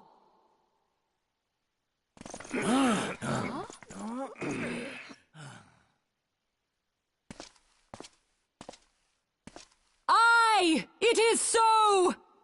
This adventurer and the Azure Dragoon laid the Great Worm low!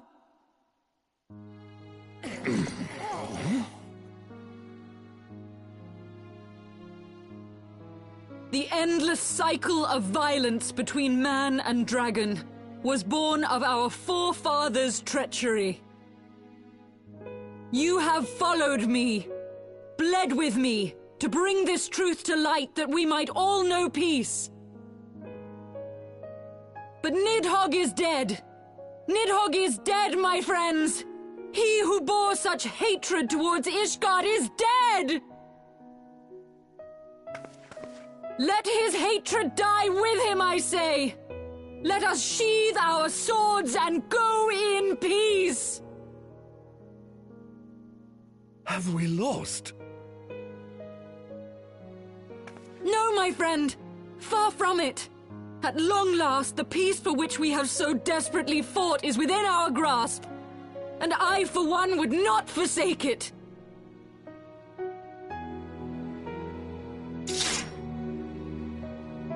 Peace?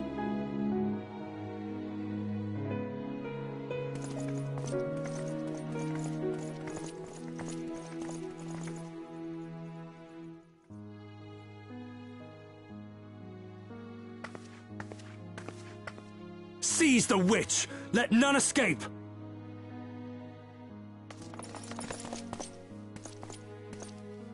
Providing aid and succor to the wounded should be our first concern.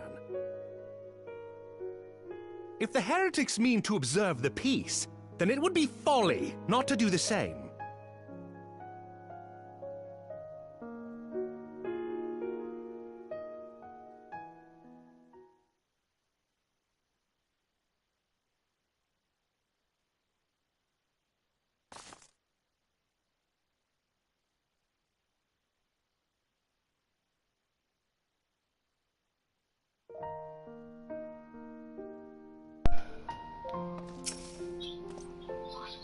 That was rather too close for comfort, but it would seem that calm is returning to the streets.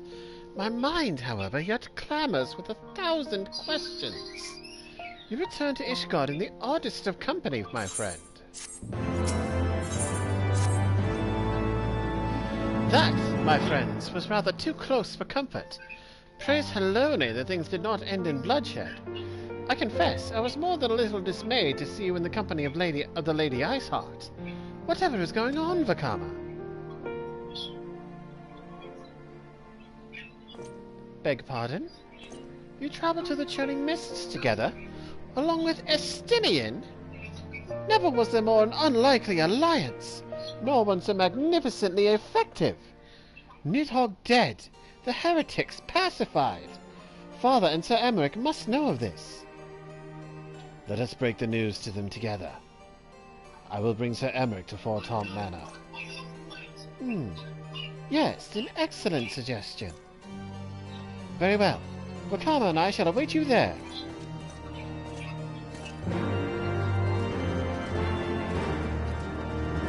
And so we make our way to Fort Tom Manor.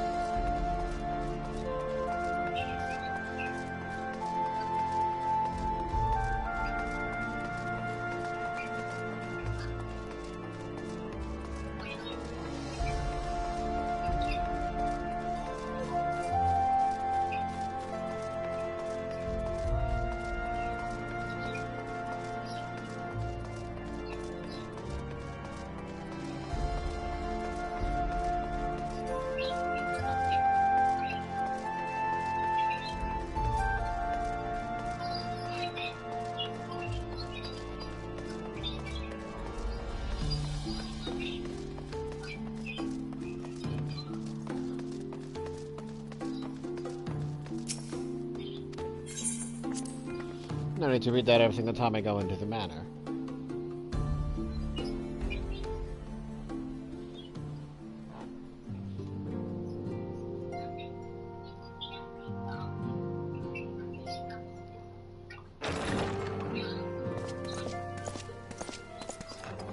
Praise Halone, you are safe.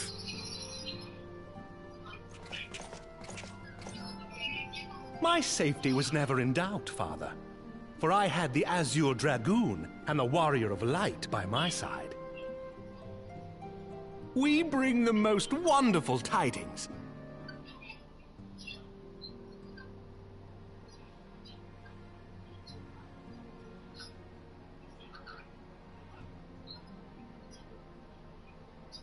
The infamous Lady Ice. This is most unexpected. She has done much to quell the violence. The Inquisition may not approve, but we are glad of her presence. And with the Great Worm's demise, even our nation's more reactionary elements will have scant grounds to press for her immediate impeachment. My thoughts exactly. What of the truth revealed to us by Hraesvelga? That the origins of the Dragonsong War, a core tenet of Ishgardian faith, are quite unlike those depicted in the scriptures.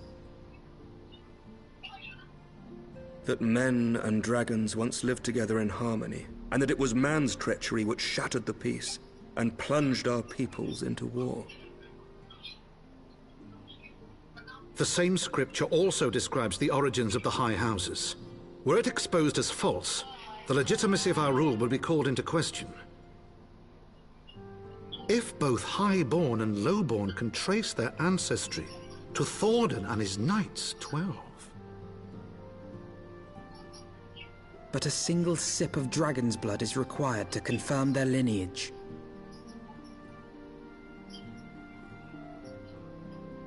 If the Holy See knew of this and chose to remain silent, their crimes are grievous indeed. Regardless, this state of affairs cannot be allowed to continue.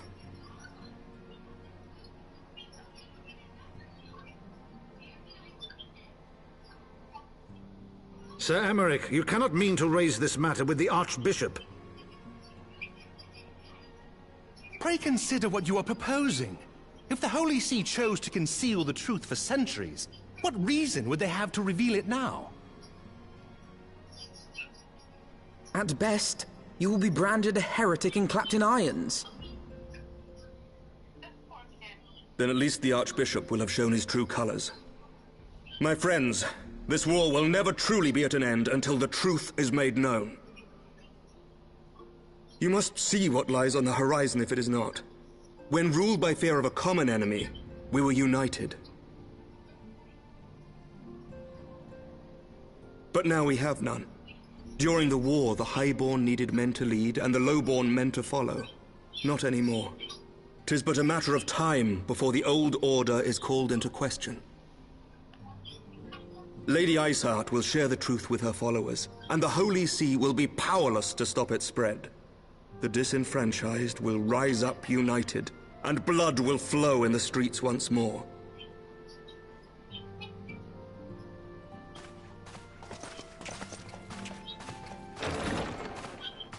A divided Ishgard will not survive.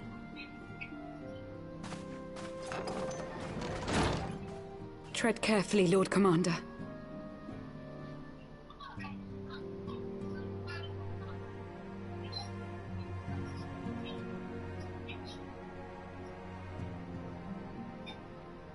My lady, is it wise to let him go? I sympathize with the Lord Commander's desire for reform, but to approach the Archbishop in this manner bespeaks an idealism to which I did not think Sir Emmerich prone. Though he comports himself as a realist, he has long dreamt of reform. 'Twas that idealism which first drew me to him, that which made me swear an oath to serve.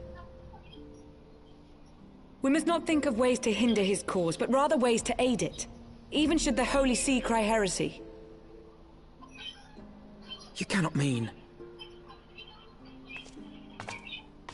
If the Lord Commander does not return from the vault at the appointed hour, I mean to go and fetch him. Have care, my lady. Your words border on treason. Should they reach the wrong ears, you will be declared an enemy of Ishgard. That is a risk I am willing to take. Lest you forget, my lord, I am not born of this land. My loyalty is to the Lord Commander alone. But I speak only of what may come to pass. If the rumors regarding his heritage are to be believed, we have naught to fear.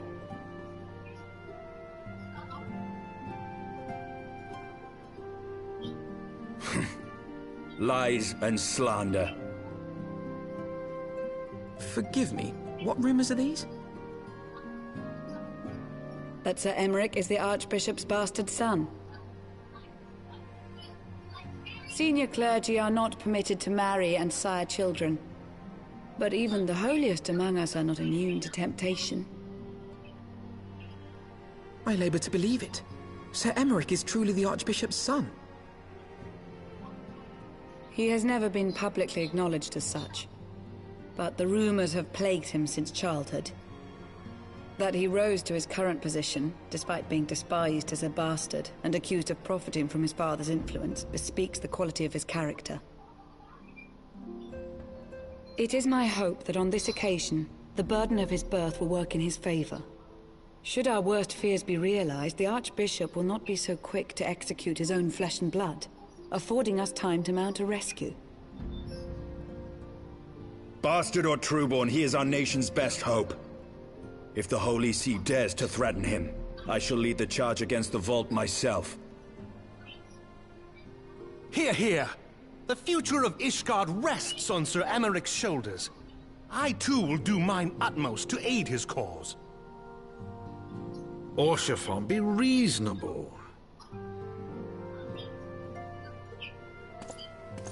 A knight lives to serve, Father. To aid those in need.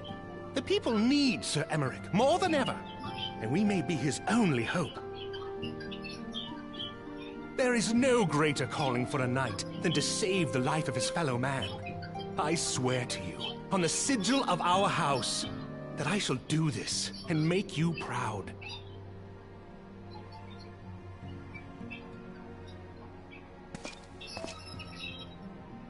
Even you?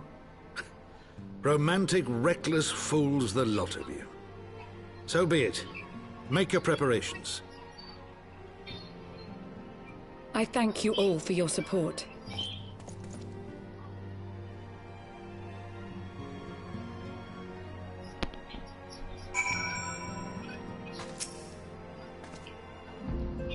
Though your assistance is most welcome, I fear it will not be enough. Few as we are, we will struggle to reach the Lord Commander. If we are to succeed, we must recruit others to our cause.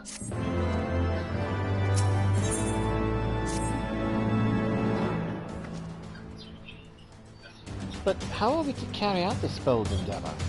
Even with an army of knights at our back, a direct assault on the vault seems unlikely to succeed.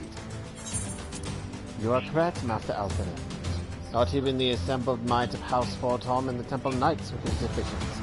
With the support of another party, however, we may yet stand a chance. You speak of one of the other high houses? Precisely the opposite. I speak of the revolutionaries, rumored to reside in the Broom. 'Twas these disgruntled Ishgardians who opened the gates of our city to the heretics, I believe. But of course, if their hatred of the Holy See drove them to such deeds, they may well be persuaded to assist in Sir Emmerich's rescue, knowing the truth he would lay bare. Such is my hope, Master Alpinin, and I would have you and Vakama reach out to them. As a Temple Knight and sworn servant of the Holy See, any overtures I make are doomed to fail. But as outsiders, the two of you may receive a warmer welcome. Very well. We shall seek out the leader of these revolutionaries and make our case. My thanks. Sicilians, will your brothers heed your command if you order them to stand aside? The Dragoons have no love for politics, Reverend. They will gladly watch and wait while the Highborn fight amongst themselves. How very wise. Vakama, We should hurry to the Forgotten Knight. Tataru may have knowledge of the revolutionaries.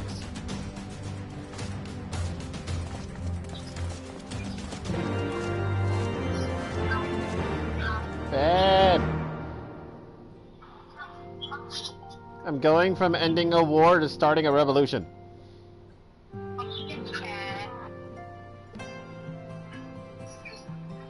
I wish you could join me, but we're not living together yet. It'll be fun!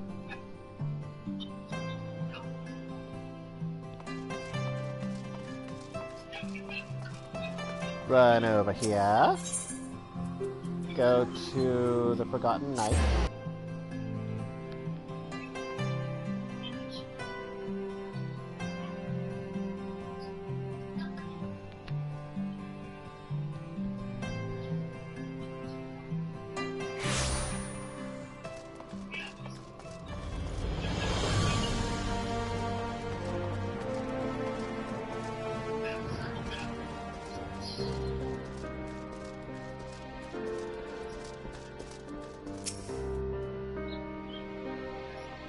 Vakama!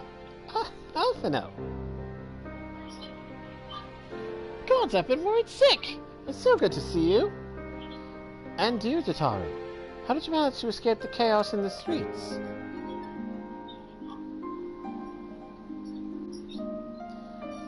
Gibberl and the others barricaded the doors until the heretics left. No one was harmed, thankfully. But what about you two? What came of your journey?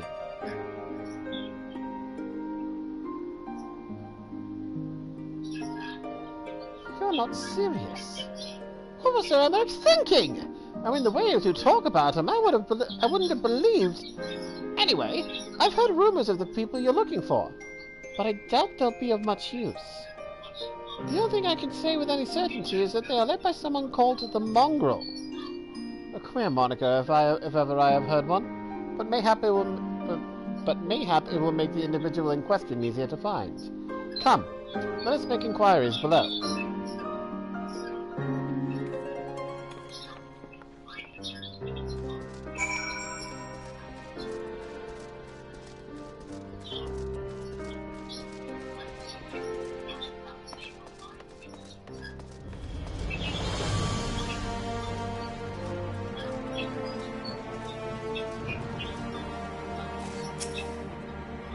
Hey!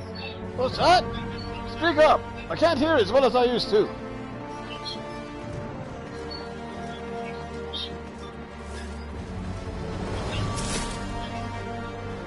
I don't know a goddamn thing about the Mongrel, but if I did, you can be sure I wouldn't tell you.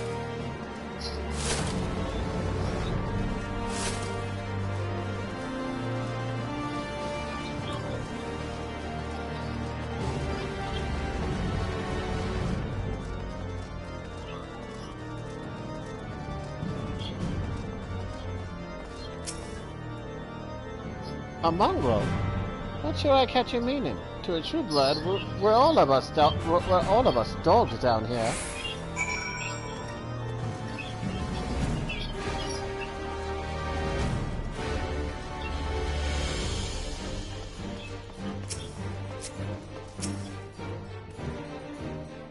Not a single shred of information? Just as I expected. These revolutionaries would not have evaded capture for so long without the masses' complicity. Still, it is good to know that Tataru's ears are as sharp as ever.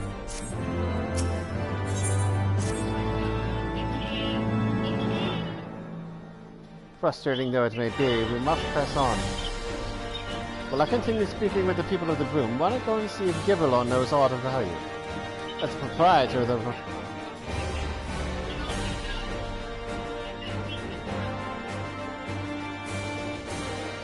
As a proprietor of the Forgotten Knight, surely he must have heard whispers of the Mongrel before. We can only hope that he'll be more forthcoming than the others.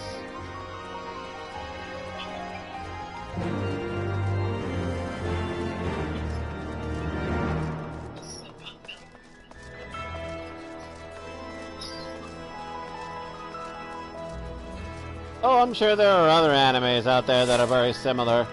I mean, if you think about it, they unintentionally ended up making SAO the same thing.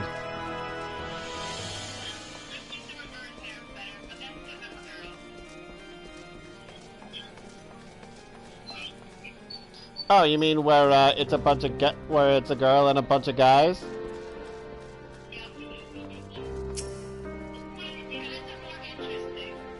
I was gonna say, no wonder you've taken such a shining to me. You know, people long for a sympathetic ear, but they need to know that it comes with tight lips. Discretion, Vakama. That's what my customers expect. If they don't get it, then I don't get them. That being said, I'm not without my sympathies. I've heard the tales, and I know you've done right by highborn and lowborn alike. Least I can do is point you in the right direction. But to do that, I'll need you to do something for me. So happens there's a hunter up in the Crozier who owes me a fair bit of coin. However, I've agreed to accept payment in fresh herbs. Go and get them for me.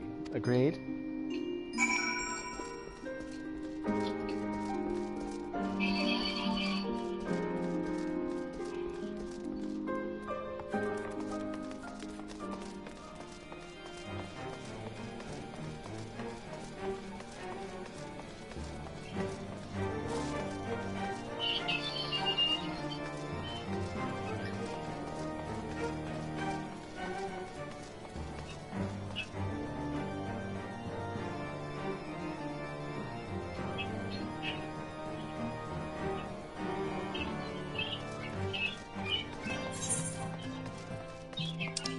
That is farther from my destination than I would have liked.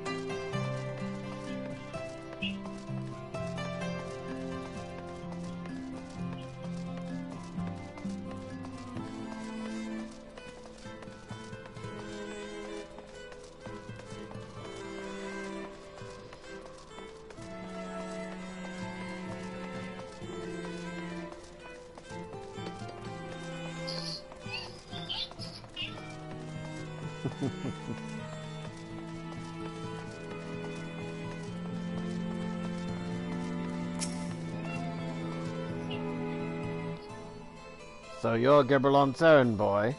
Good, good. How's he doing? Same as always? Right, right. Any road.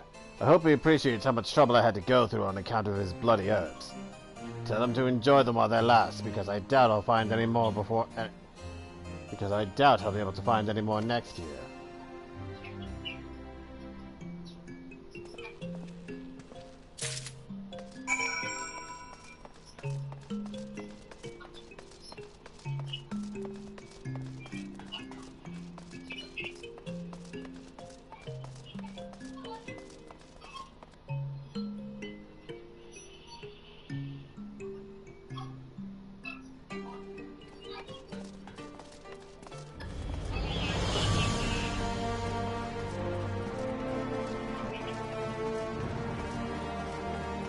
What happened, babe?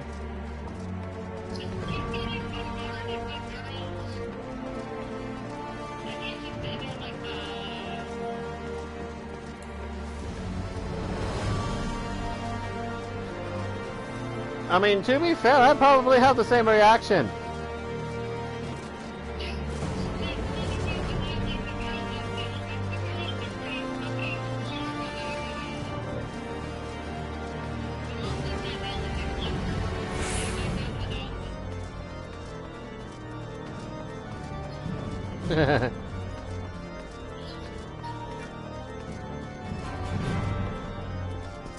Boing. Well, you going to hand them over or not?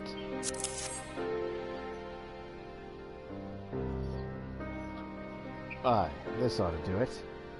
With a few other spices, I can make it just like she used to.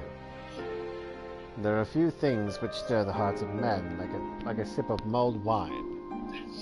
There are few things which stir the hearts of men like a sip of mulled wine.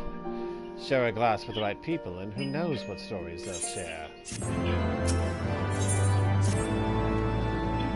Now that I think of it, there's a woman I know who's rather fond of this blend. Hieritha is her name, and she resides in the Pillars. She's a maidservant to some noble house or another. I forget. Anyway, it'd be a shame if she didn't get to try this wine. Why not give her a bottle? What happened, babe? Second-hand embarrassment.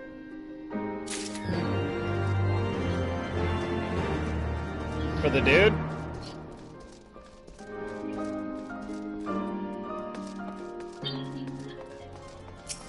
Believe me, I get that all the time, especially with all of the other, like, non-story related scenarios I see Kirito get into with all of his friends in the SAO games.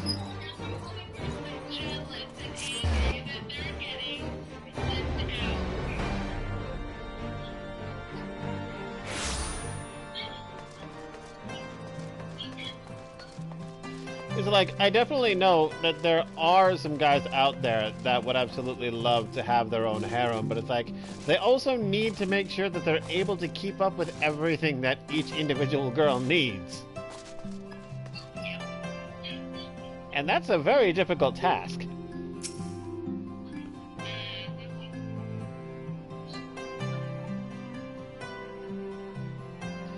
Yes, I'm Hieritha. Beg your pardon, but do I know you, sir?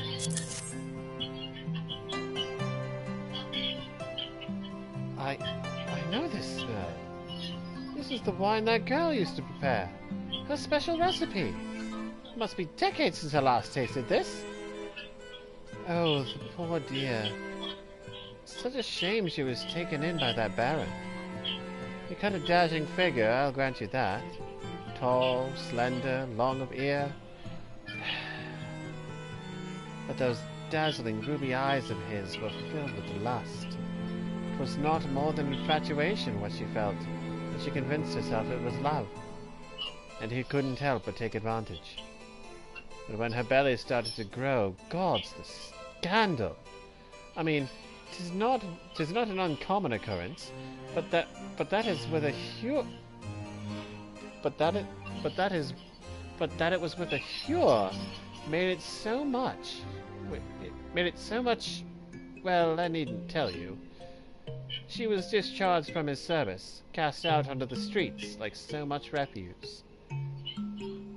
After she returned to the broom, we drifted apart. I only learned of her death years later by chance.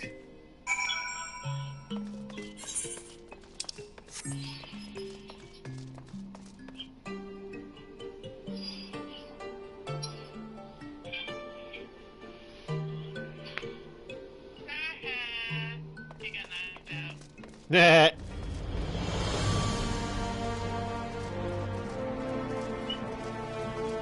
That's funny.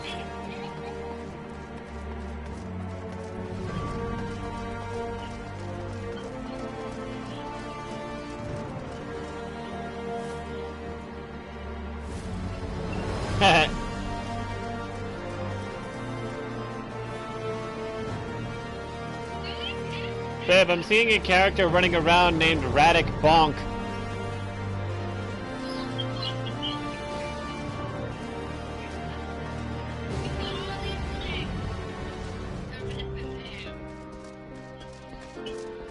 Oh my!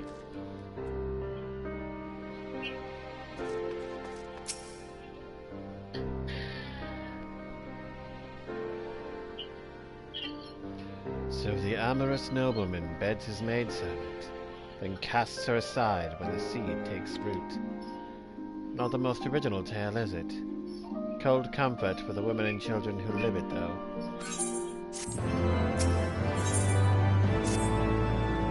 Even the penitent can appreciate wine from time to time. Take Geraldine, for example. Surely you've heard of him, no?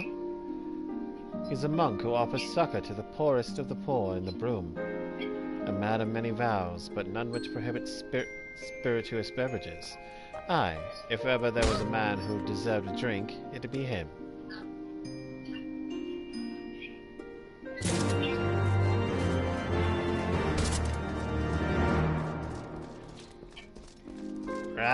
So many errands just to find this one person.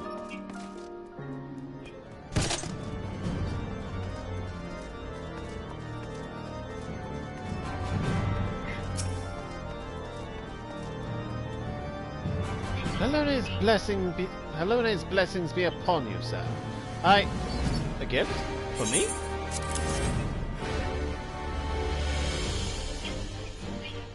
This scent. How reminiscent of a wine once made by a dear friend. May her soul rest in peace. Forsaken by her family, she toiled tirelessly to feed and clothe her child. Yet somehow she found time to help me tend to those in even worse circumstances. So compassionate she was. So full of love for her fellow man. 'Twas that love which gave her child strength to endure the scorn of the other younglings. That little girl, bless her heart. She couldn't help what she was. Eventually she won them over, but those first few years were trying. Even more so when she had to start fending for herself. I remember days she spent standing on the walls, raven black hair flowing in the wind, staring out as though searching for her mother's face in the mists.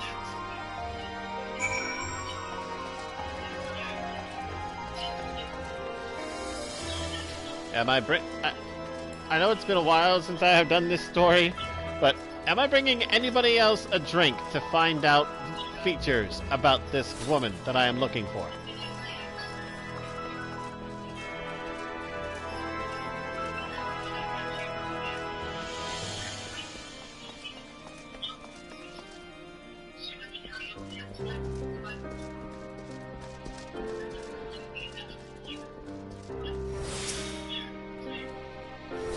A remarkable woman, Vakama. After everything she was forced to endure, she still remained hopeful for the future, for her daughter's future. Some bonds are thicker than blood, but blood still defines us, and divides us in the end. It's the legacy of our parents, Vakama, and we can't escape it no matter how hard we try. So the mongrel and her pups chose to embrace theirs, to proclaim it to all and sundry. If you can understand that, then maybe you can find her on your own.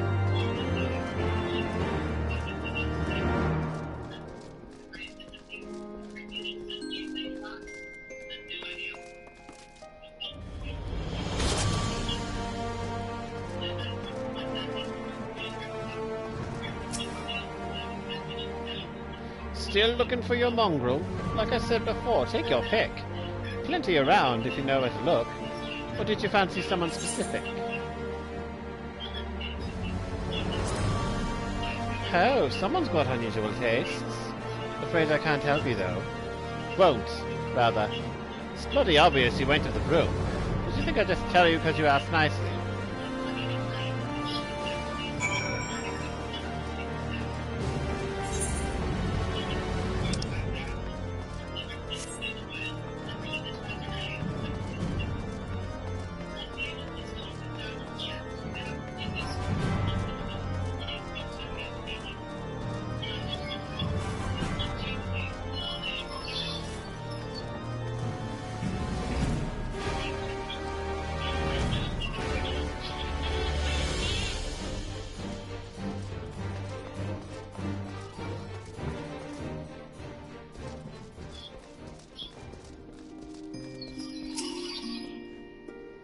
Have you made any progress, Vakama?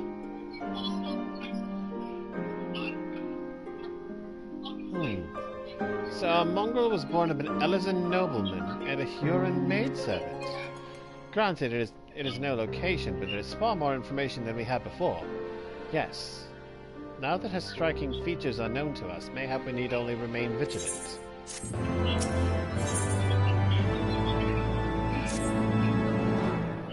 There must be a way we can draw out the mongrel out. There must be a way we can draw the mongrel out into the open. Mayhap we should discuss this with Tataru. Speaking of which, where is Tataru? She... Oh, confound it. She went below to make inquiries on her own, didn't she? We must find her quickly, Vakama. I have a premonition this is not going to end well.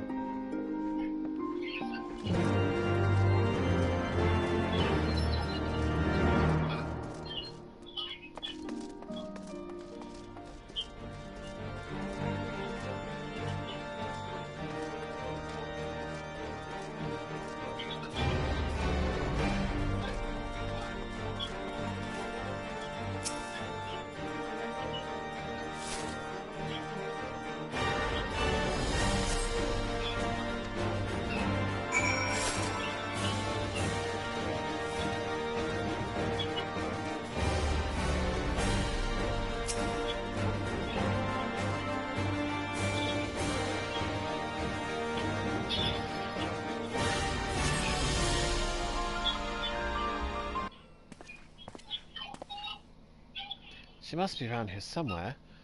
I take it you've had no luck either?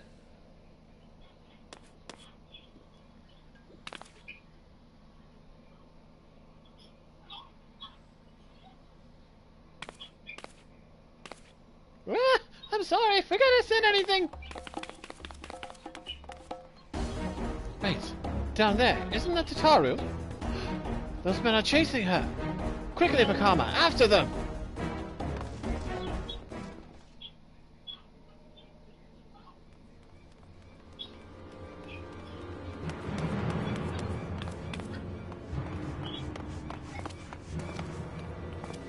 Where do you think you're going, Missy?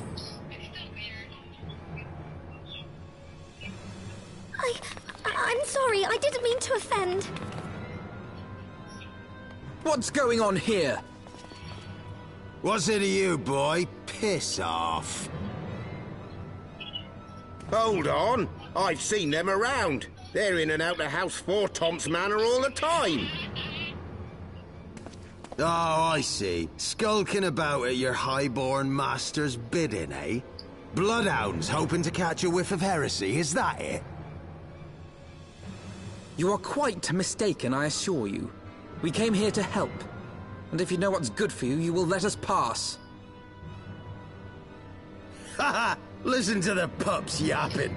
Come here, boy. I'll give you cause to yelp.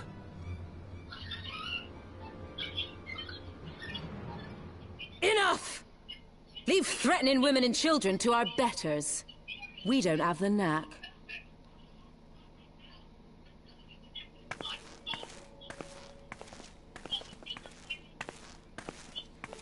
Hilda!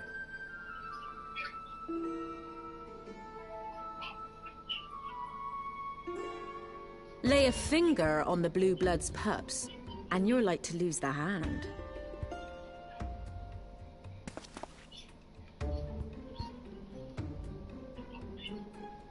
And often I get called on by glorious heroes like yourself. So tell me, what have I done to deserve you?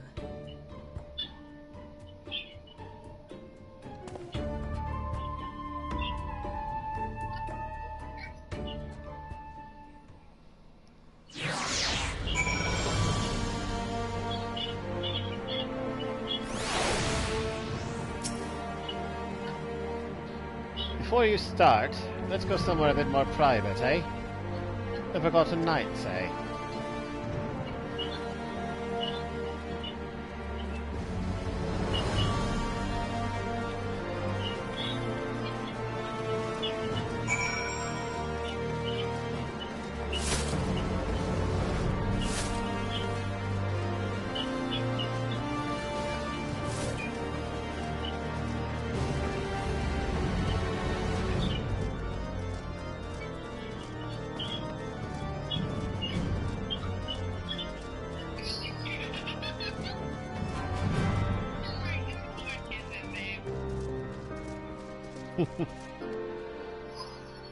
Wait, really?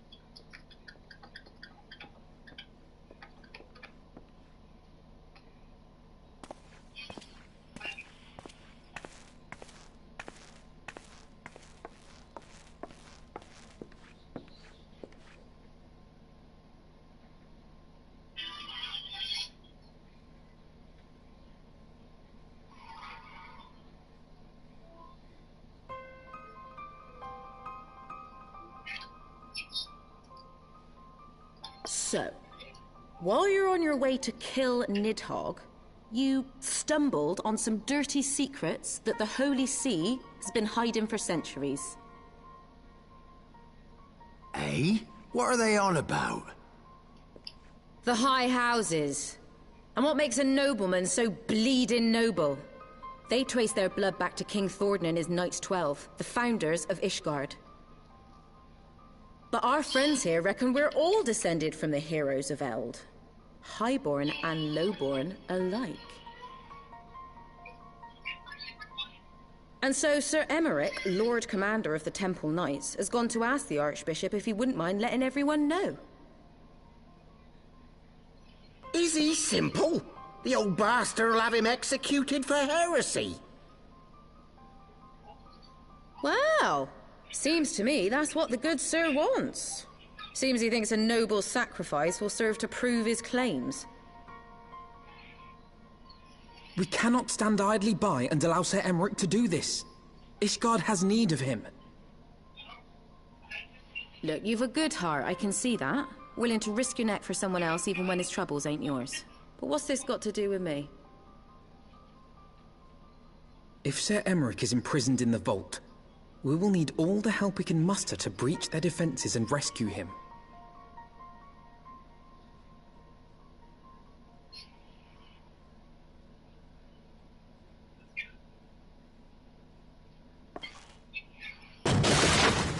What in the hell's...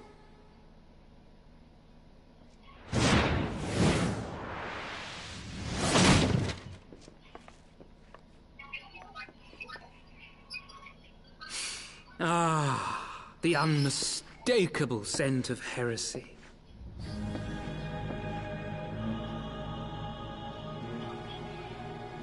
And what do we have here?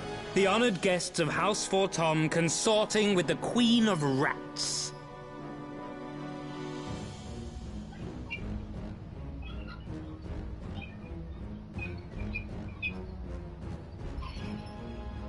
Ooh, plotting insurrection, I shouldn't wonder. That won't do. Sickness is wont to fester and spread. It must be burnt out ere the infection takes hold. I reckon Sir would be happy to wield the irons himself. Well, so happens I've got irons of my own.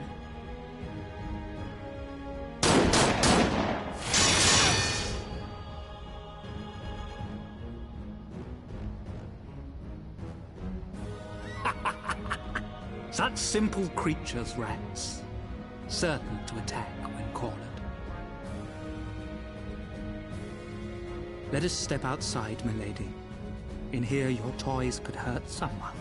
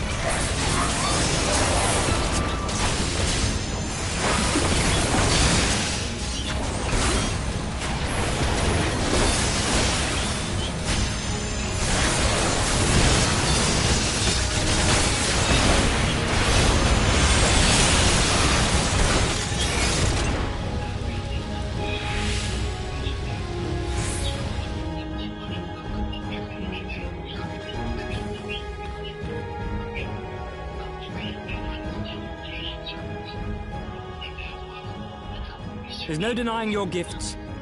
A well-deserved reputation indeed.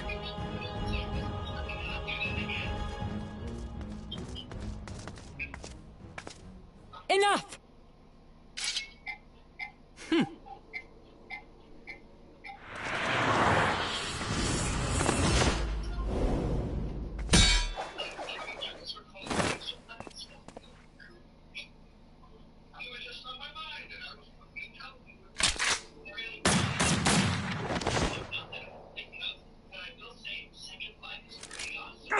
Lucky bastard. Nay, 'tis we who are lucky. Had we fought on, 'twas but a matter of time before our conflict claimed the life of an innocent bystander.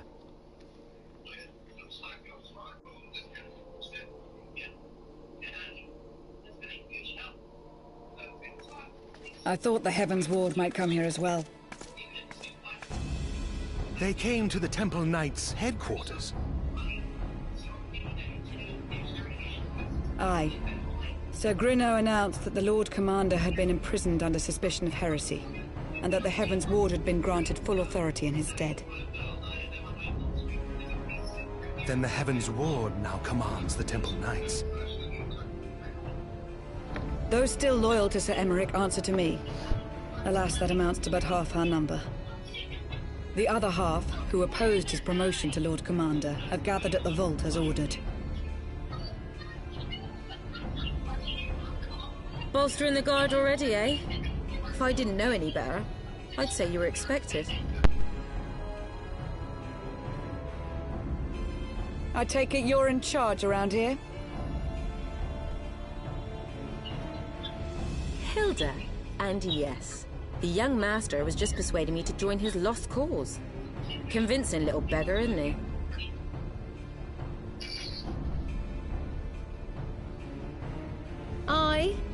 Your passion moved me. A bit. That, and the fact that we're sick of living off the leavings of our betters. If you've a mind to change things around here, then we've a mind to join you.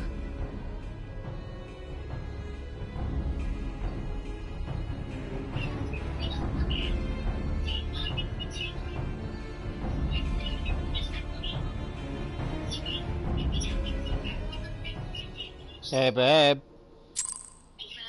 It's time for me to assault. It's time for me to storm a castle. It's gonna be fun.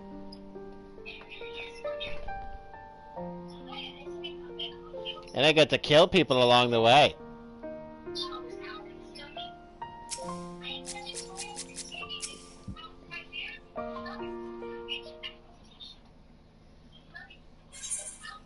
Let me guess.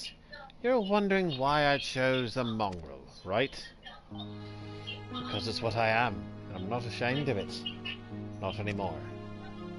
Besides, even my pure-blood pups have more in common. Even my pure-blood pups have more in common with me than the lords and ladies up on high.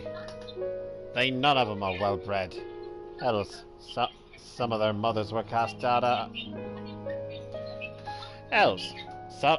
Some of their mothers were cast out after a spot of fun, same as mine.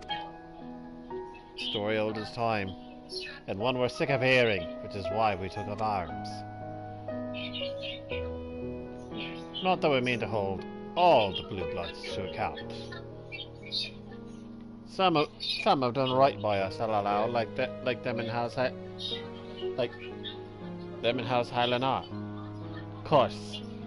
You'd know all about that, wouldn't you? But enough talk. Your friend's still rotting in a cell.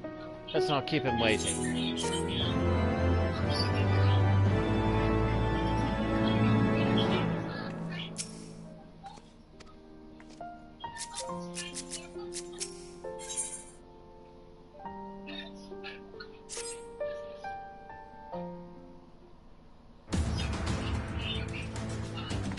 We've been working in secret to undermine the Holy See and the High Houses. That much I'll acknowledge.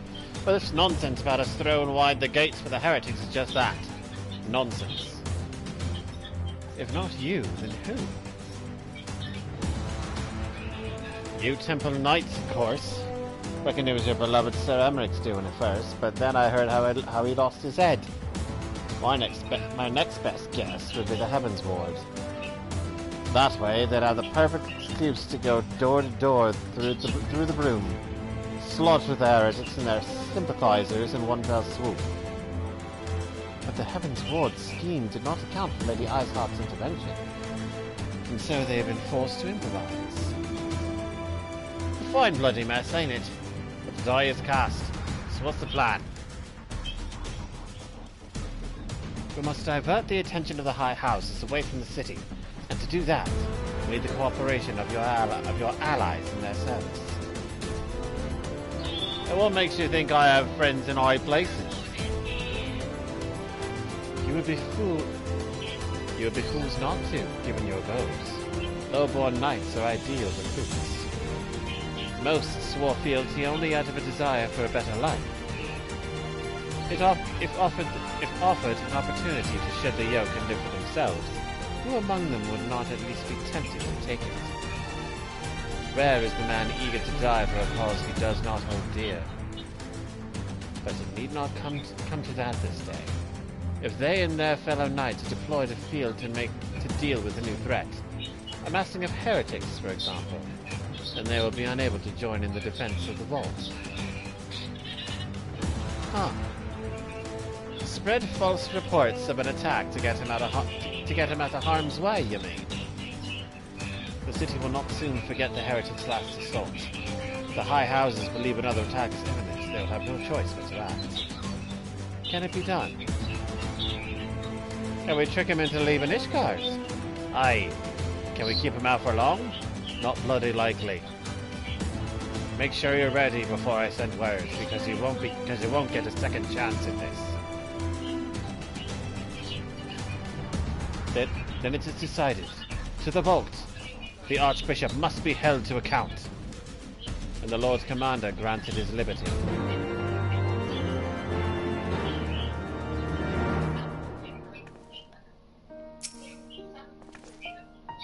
Hearken to me, everyone. We have two objectives. Rescue Sir Emmerich and apprehend the Archbishop. We will therefore divide our forces into two parties. Estinian and I will make ready to breach the underground jail and search for the Lord Commander. We will not move, however, until the second party has entered the vault. I speak of your party, Warrior of Light, together with Lord Archivon and Master Alphino. For this plan to succeed, you will need to fight your way to the highest levels of the vault, even unto the Archbishop's private chambers. When the Heavens Ward realize what you intend, they will fly to their master's side, leaving only a token force to guard the jail. Temple Knights loyal to our cause have already secured the entrance to the vault. Once you are within, they will signal to us. If all goes to plan, we shall rejoin you with Sir Emmerich and confront the Archbishop together. Is everyone clear as to their duties? Then let us do what needs to be done.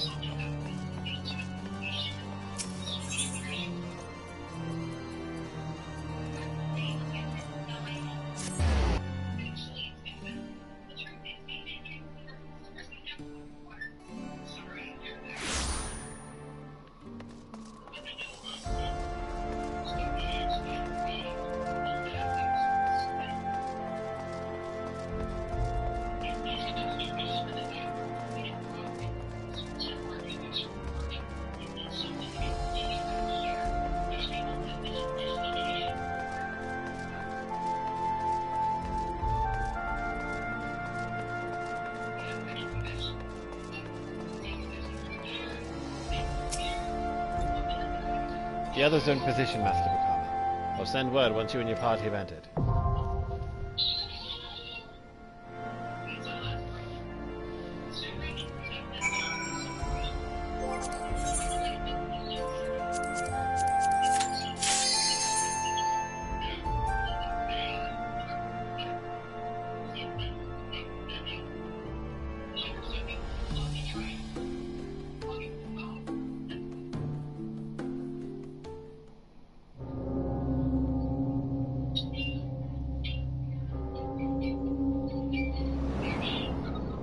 Time to knock these Heavensward assholes down a peg.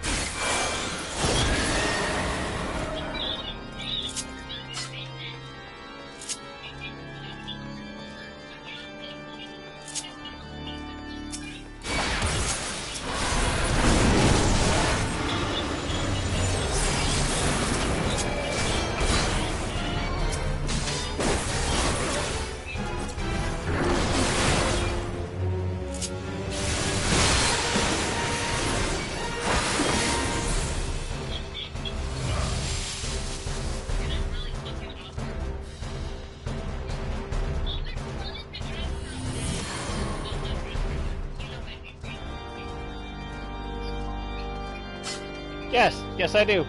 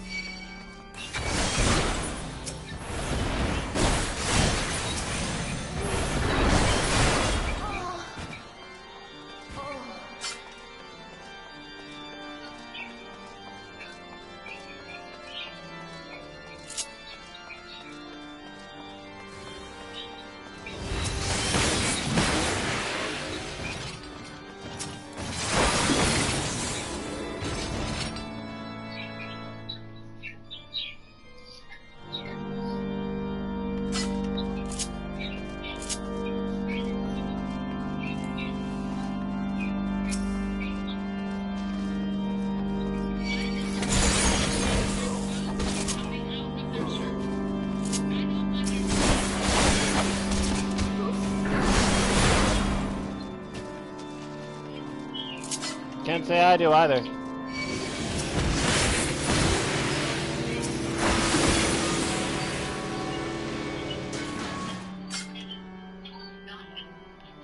You know, if I'm being honest, babe, I can't really say.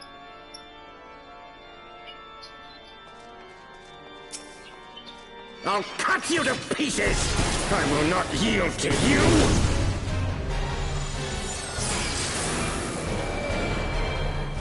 I have the power!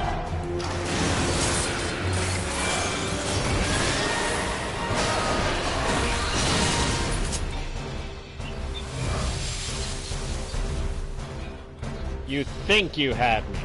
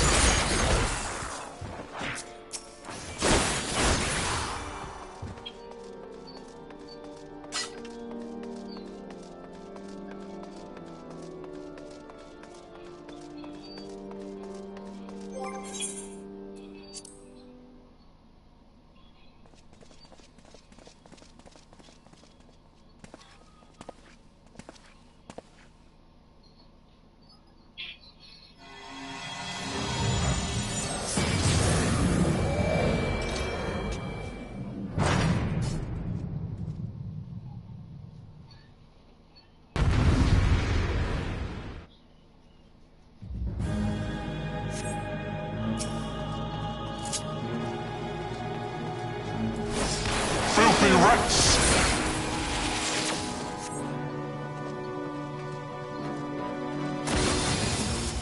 And now the final cup!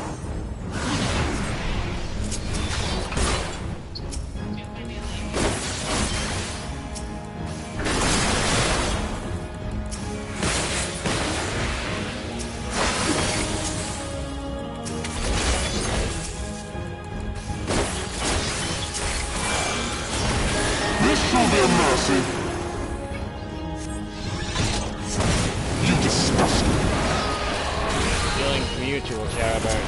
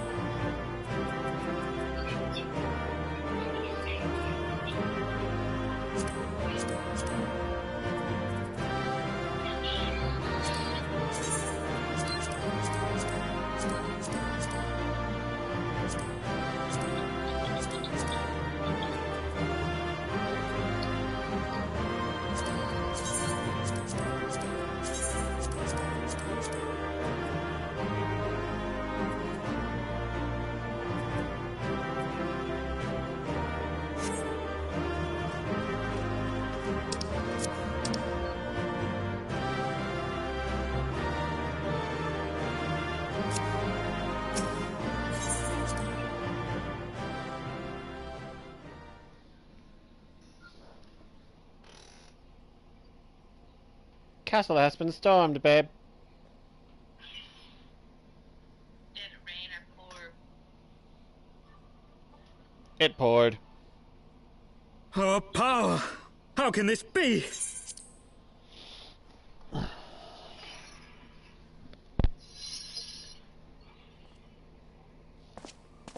Fall back!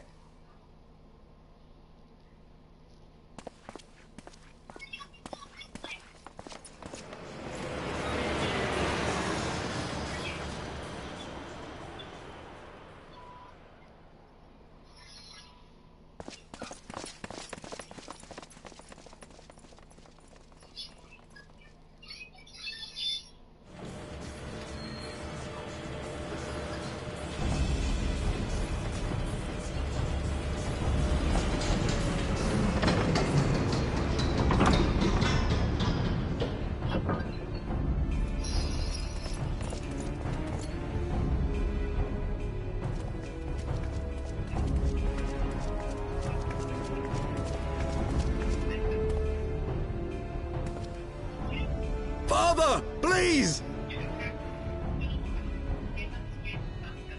For a mercy, we were not too late.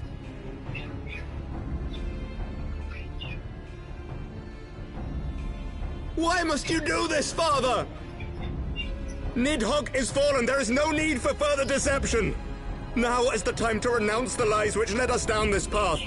To start anew!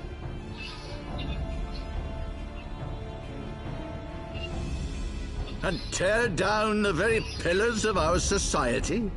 Our history, our values, everything we have built over 1,000 years? A fool to the last.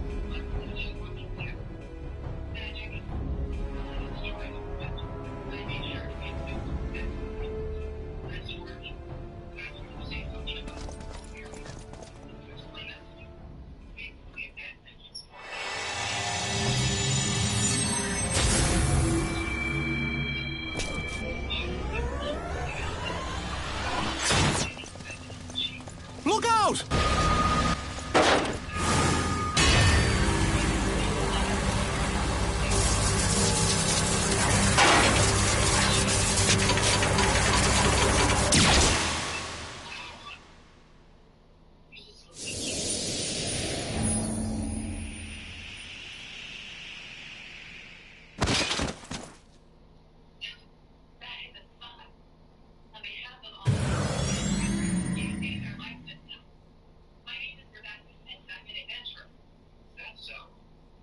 Go. Azizla awaits.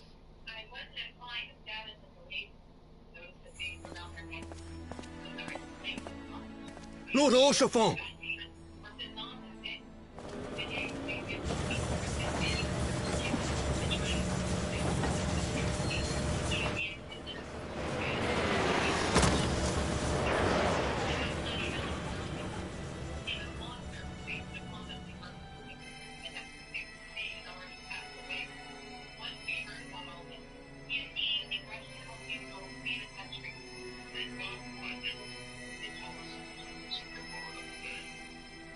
It's no good.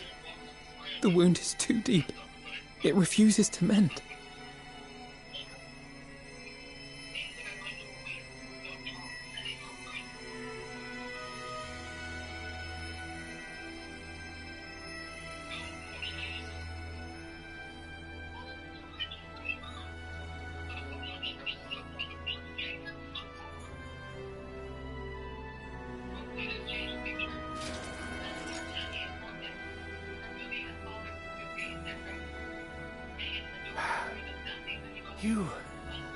You are unharmed?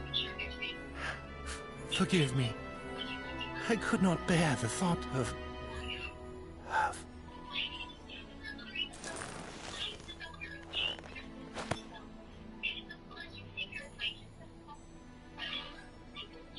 Oh, do not look at me so. A smile better suits a hero.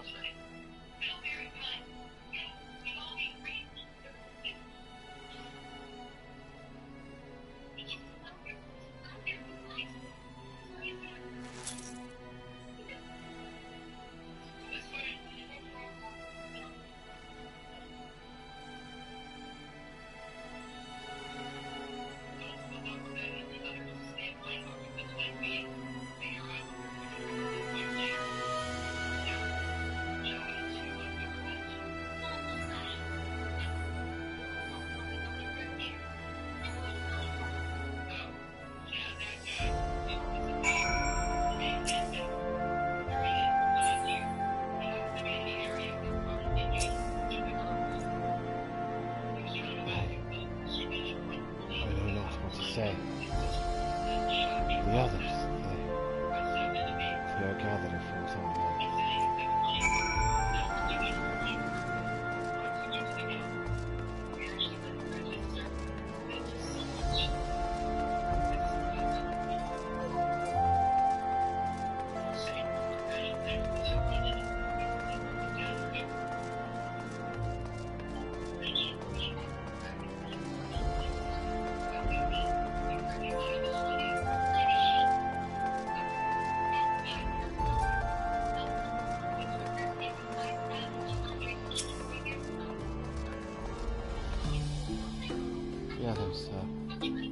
Please enter, Master Flameborne.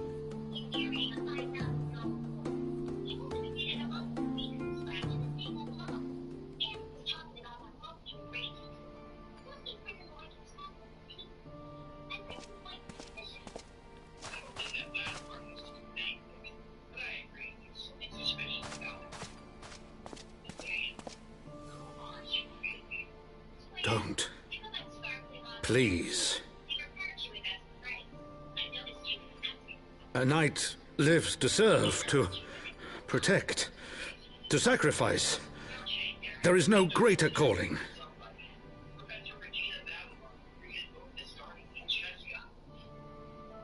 Leave me to mourn and give chase, for my son and for the nation he loved.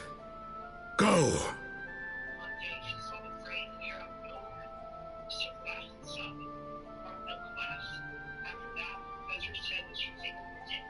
His sacrifice shall not be forgotten. My son.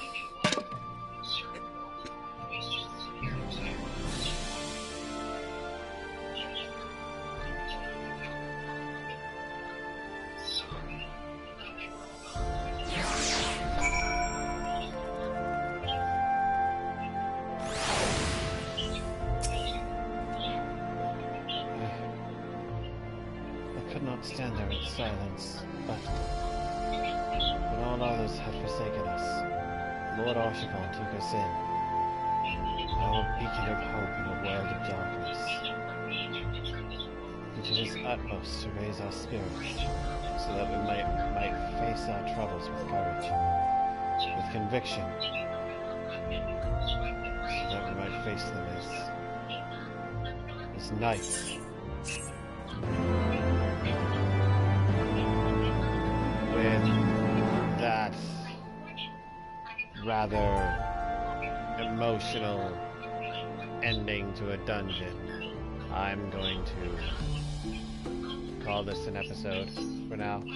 I have been going for 3 hours. I've also been up since 5 a.m. and I'm starting to doze. And that is not the kind of content that I want to give you. So, I hope you have enjoyed watching. Be well, be happy, be healthy, and be good to each other.